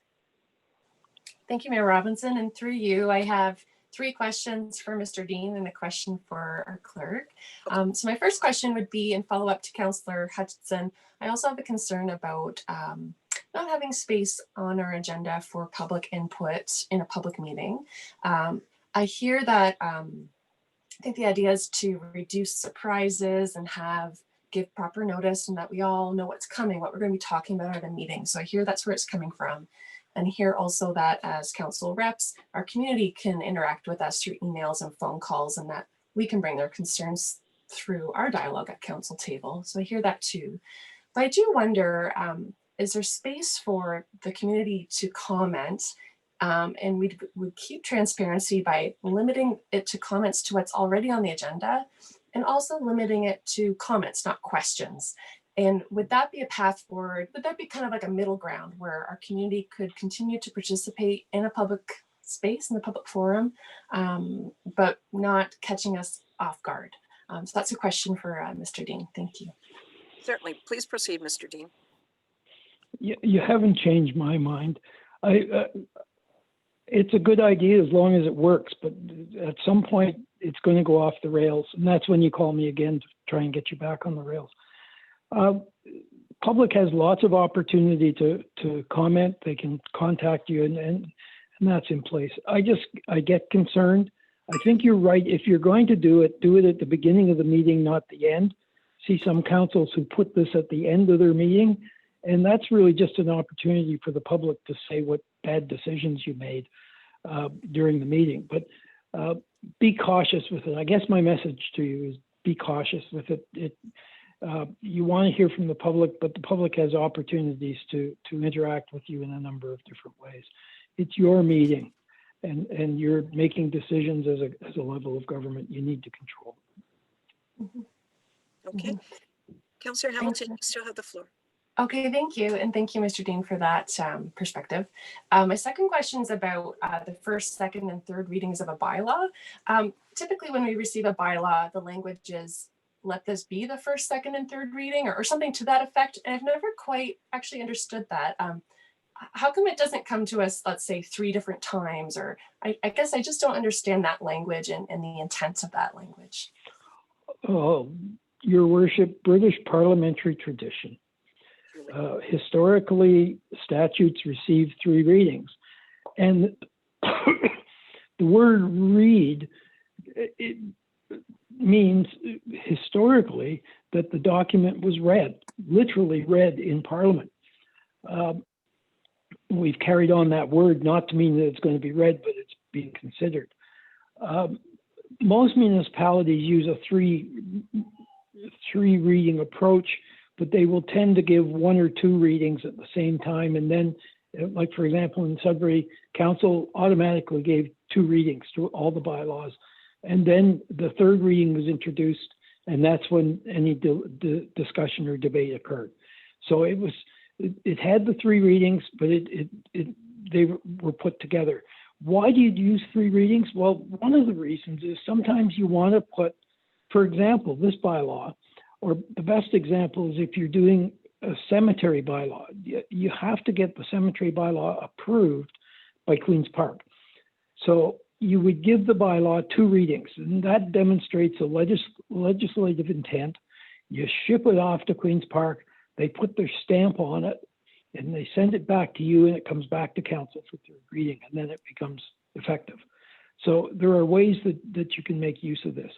The 3 readings is a historical approach. It's still used by not all, but virtually all municipalities throughout the province. Does that help? Councillor Hamilton. Thank you, Mr. Dean. I will ponder that some more. Thank you, Mr. Dean. And my third question for Mr. Dean would be acknowledging that we provide notice of motion so that it's fair to staff, it's fair to council, it's fair to our community. I believe in that. I think that's, and I know this council believes in that too. But I also heard you say that from time to time there are urgent matters that this wouldn't be precluded all the time. So I guess my question to you, Mr. Dean, is for those urgent matters, how would those be addressed under this draft procedural bylaw that we have before us today? Well, they'd be presented, and council would have to decide whether to deal with it. You know, it's an interesting exercise. At some point, you may want to go back and look at all of the urgent matters that got introduced over the last year or 2 or 3 and see how many of them were actually urgent. My experience, that isn't the case. Most of them aren't. And I have to tell you, in Sudbury, what constituted urgency sometimes was because a particular department head didn't get reports done, and they had to have an addendum, which I don't think is particularly appropriate at all. The clearer situation is in an emergency. If you've got an emergency situation and it has to be dealt with, that should be dealt with in an appropriate way, and you provide the notice and everything after the meeting's over. Just be cautious with it. I guess that's my message to you. Okay, thank you. And then my last question is for our clerk. It's more of a process next step questions.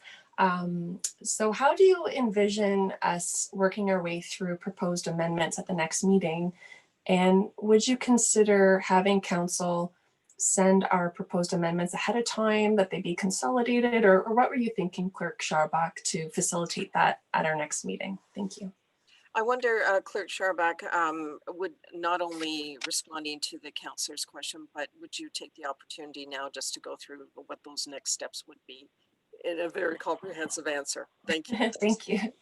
Sure, through you, Your Worship. Councillor Hamilton, that's a good question, and it's good that we leave here today understanding what's happening next and all on the same page when we get together at our next meeting. I think what I was thinking for January 19th is that at that meeting, I could bring, and I'll just note that reports are due today for that meeting.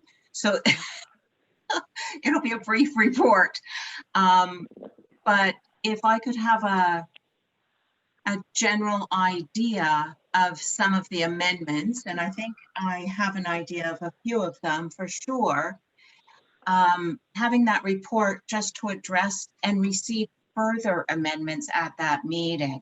So it gives council members some time between now and January 19th to digest the material from today, because it's a lot of information and it's a lot to think about, and what best suits our community is the key piece that we need to fit into this procedural bylaw. So I would say that if I brought a report forward, very briefly saying, let's get a resolution in place, a mover and a seconder, to make the following amendments to the draft bylaw. And we list them in a resolution, or perhaps we separate that out. If there's something that there isn't full agreement on, we may have to separate those questions out into what we want to add in. But it would be a vote of council what we add in for an amendment. And then I can take that away from the 19th and work on a revision, that then the revised draft comes before council for consideration.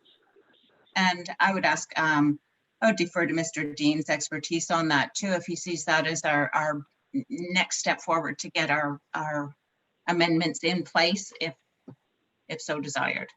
Wonderful segue. I was going to ask Fred Dean, did you want to comment on this at all?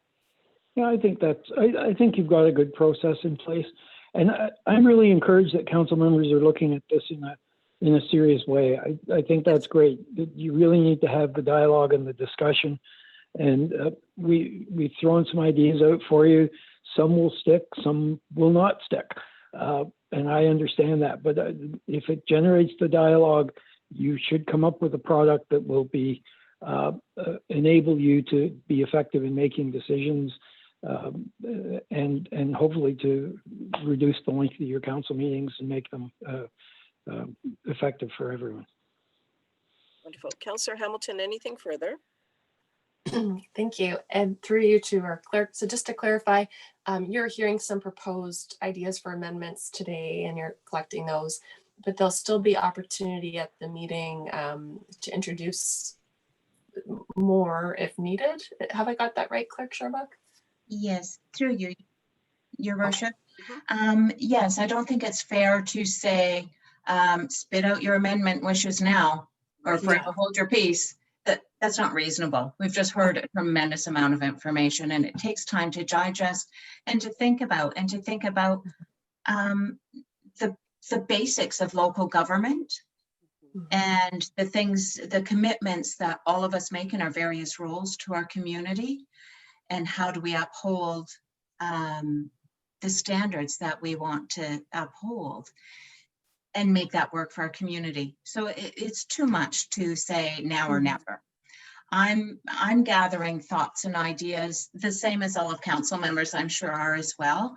What I'd like to do at the 19th is to get it on the council floor for discussion, is the reason my report would be on the agenda. But it's more of a report requesting input and clarification from council than providing information. Does that make sense? Thank you. A complete sense, yeah. It's a learning environment. It was a learning training session today. Right. And I think there's a lot of information, and then we've got some time to think about it before the next meeting, of course. So I think you framed it extremely well, Clerk Scharbach. Thank you. I would say that we look at if it's some general tidying up things that everybody's on the same page, perhaps we could list 3 amendments in one resolution. Perhaps if it's a bigger item and not quite what everybody's on the same page about, it might be worth its own resolution, its own vote. And then we can get through them and not get stuck spinning in one spot. And then that gives me an opportunity to incorporate those once they've been, and that resolution piece means I'm directed by all of council. It's not one person's wish or opinion coming through.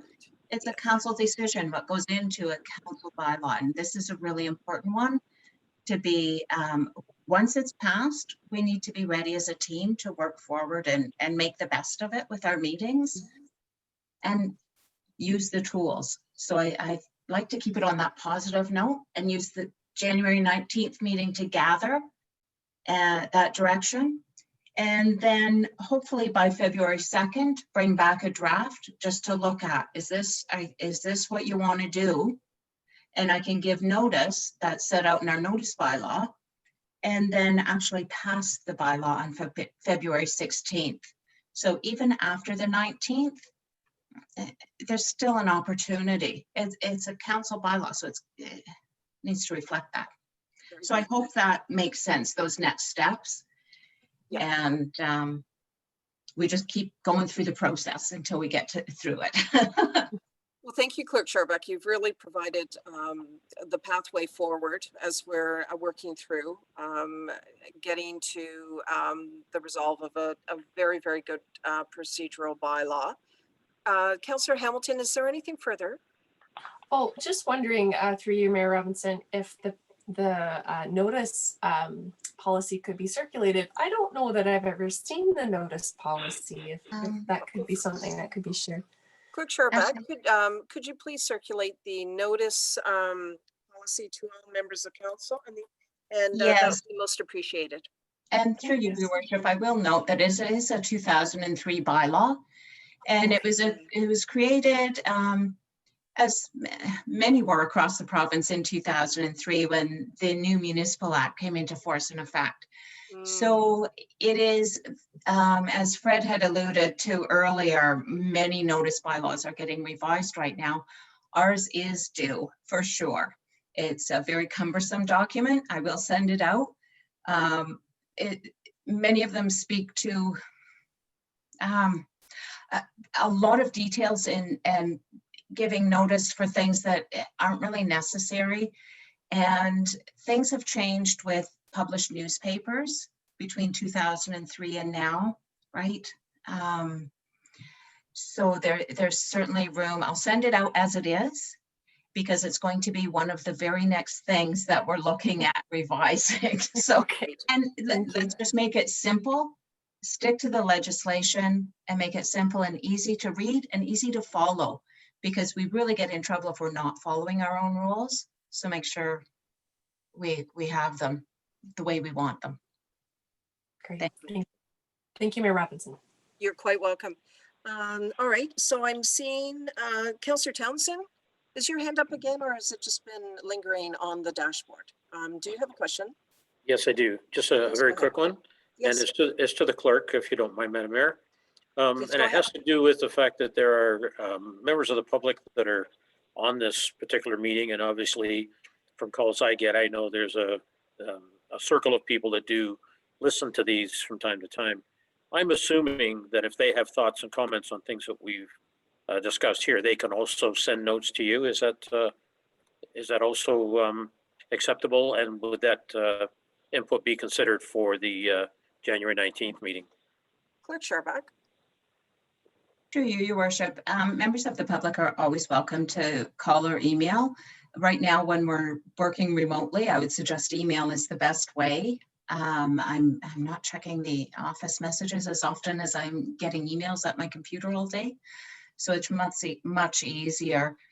I would suggest that recommended amendments to the bylaw come through a member of council at our January 19th meeting. Okay. And that we incorporate it that way. And I would say that I know the delegations, the comment period, the public question period, are a real concern to some of the council members, and I've heard that today. Fred and I have talked about that at length, and I think his opinion is very clear on that, and his advice on the comment period and the public question period is based on many years of municipal law and coaching experience. So that is the top-notch goal, is that it is council's meeting. However, there's options to look at rather than a full-on comment period.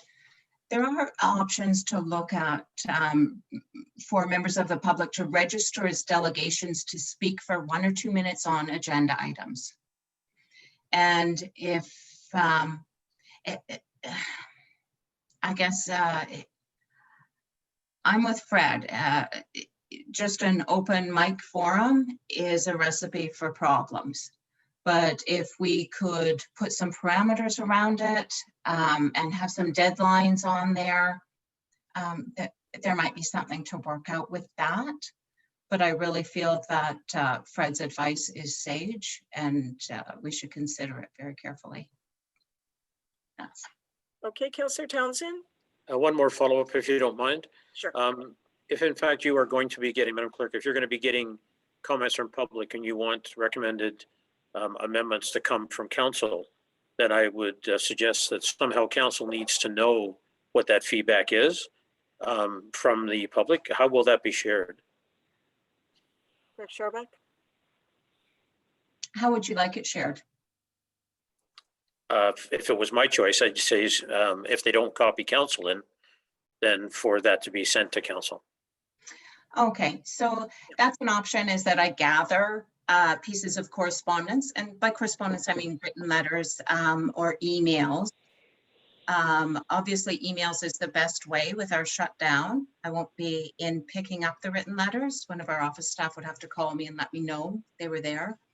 So I can gather the correspondence and send it out to council as we would with correspondence items for other agenda, as we move forward with this, sharing correspondence. So not every correspondence item is going to be listed on the agenda, but these can be gathered in a sort of an overall umbrella email and shared with council. And whatever a council member feels is appropriate to bring forward to that meeting, I'll link that with you on the political side of things.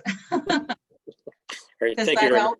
So it's not you're worried about those messages being lost. I think that's a clear way. Yeah, I was just thinking if you get 100 messages that basically say the public's concerned, that's different than getting 1 or 2. But even the points from the 1 and 2 may have some information and we hadn't thought of. And if we are the ones expected to bring the amendments, and we need that information to do it. So well, thank you very much. It's what I expected you to say, and I wasn't disappointed. Thank you very much, Madam Mayor. You're quite welcome, Councillor. Councillor Shea and then Councillor Hergert. Thank you, Madam Mayor. So just by way of context, I'm also in support of having the comment period at the beginning of the meeting. And this became a very hot issue, and some of you weren't involved in the municipality at this time, but a few years ago, a previous council decided to introduce a motion to permit Sunday hunting in West Grey. And it appeared on an agenda late in the week. It came up at a council meeting early in the following week, and it was passed by council with no consultation with the public. And there was huge numbers of people that were upset, by the bylaw that was passed, but also by the lack of transparency and engagement and the process. And it was at that time that the early meeting comment period was introduced to not allow that sort of thing to happen again. So if an agenda gets published late in the week, people see it and they go, oh my God, there's an issue here that I feel totally passionate about. Hundreds of people come out to a meeting and say, we'd like to speak to this before council debates and decides on this issue. So it was designed to fulfill a need. I don't know if the need is still there, but I'm going to assume that it probably is. And I just wanted to sort of go on record as supporting that. But really what I wanted to talk about was you mentioned that you were Clerk Scharbeck, that the notice policy was the next thing on your, or another thing on your agenda to sort of tidy up. And I wanted to ask, are you also considering revising and improving our staff council relations policy and possibly introducing a communication policy for communicating between council and public? To you, Your Worship. Very good questions, Councillor Shea. And yes, actually the notice policy and the council member staff relation policy is in the works right now. I am working on it. Very important pieces to clean up.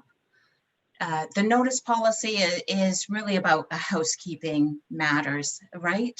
And get that up to date and proper notice provisions that match 2021 life. The council member and staff relationship policy, we do have one. It's a 2018 policy, as that's when the legislation required it. So we do have one in place, and what I'll be bringing forward is an update to that based on best practices and things that we've learned over the last couple of years. So yes, they will both be coming forward. We do have our communication strategy, and I think, I don't want to speak for the CAO, but my understanding is there's different components of that and different goals set out in that communication strategy that we're going to be implementing throughout 2021 now that the strategy has been adopted. I think you might be referring more to internal communication policies. I'm not sure, but I can assure you the communication pieces included in that strategy will be coming up time and time again and built on, and we're striving to meet those goals throughout 2021. And I would defer to the CAO if there was something to add to that, or if it's something that we'll be addressing at future meetings. Yeah, I'm going to invite our CIO, Laura Johnson, to provide a response. Thank you through you, Madam Mayor, and thank you, Clerk, for your comments. If I may just ask clarification from Councillor Shea, because I had an inkling that he was talking about communication protocol between staff and the elected members. Is that what you're looking for, Councillor? Or the communication strategy that has been adopted, which is the corporate communication plan? Thank you for the clarification question. It was actually neither. Okay. Other municipalities have policies that control how queries from the public are managed. So if somebody sends an email to me and says, when is that pothole getting fixed? What do I do? Do I send it to the head of public works? Do I send it to the CAO? Do I send it to all of council? What if the mayor gets a correspondence that says, I'd like to see from the member of the public saying, I'd like to see this bylaw changed. What's the mayor's responsibility? Does she forward it to all of council? Does it, so I just think we should have a policy that sort of clarifies to us how we manage those things. Also, I've had a couple of experiences where some things have come to me, I've passed them on to the appropriate person, but I don't know if a response has actually been delivered. Mm-hmm. So I'm sort of left dangling, and I think, should I call that constituent back and ask if they got a call from staff? That's kind of awkward. So I'm just hoping we can clarify all of that. Thank you. Right, and thank you for that, Councillor Shade. From my perspective, I call that part of our customer service strategy that we're working on, and it is that flow of communication. So it's a piece of customer service, and that's something that the clerk and I have been having some conversations about getting busy on earlier, sooner rather than later. So that is on our radar as well. Good. Councillor Shea, anything further at this time? No, thank you. Thank you. I do see one final hand up before we go to the to vote on the motion and then the adjournment. Councillor Hergert, please. Thank you very much, Mayor Robinson. Thanks, Councillor Shea, for going through the historical nature of comment period.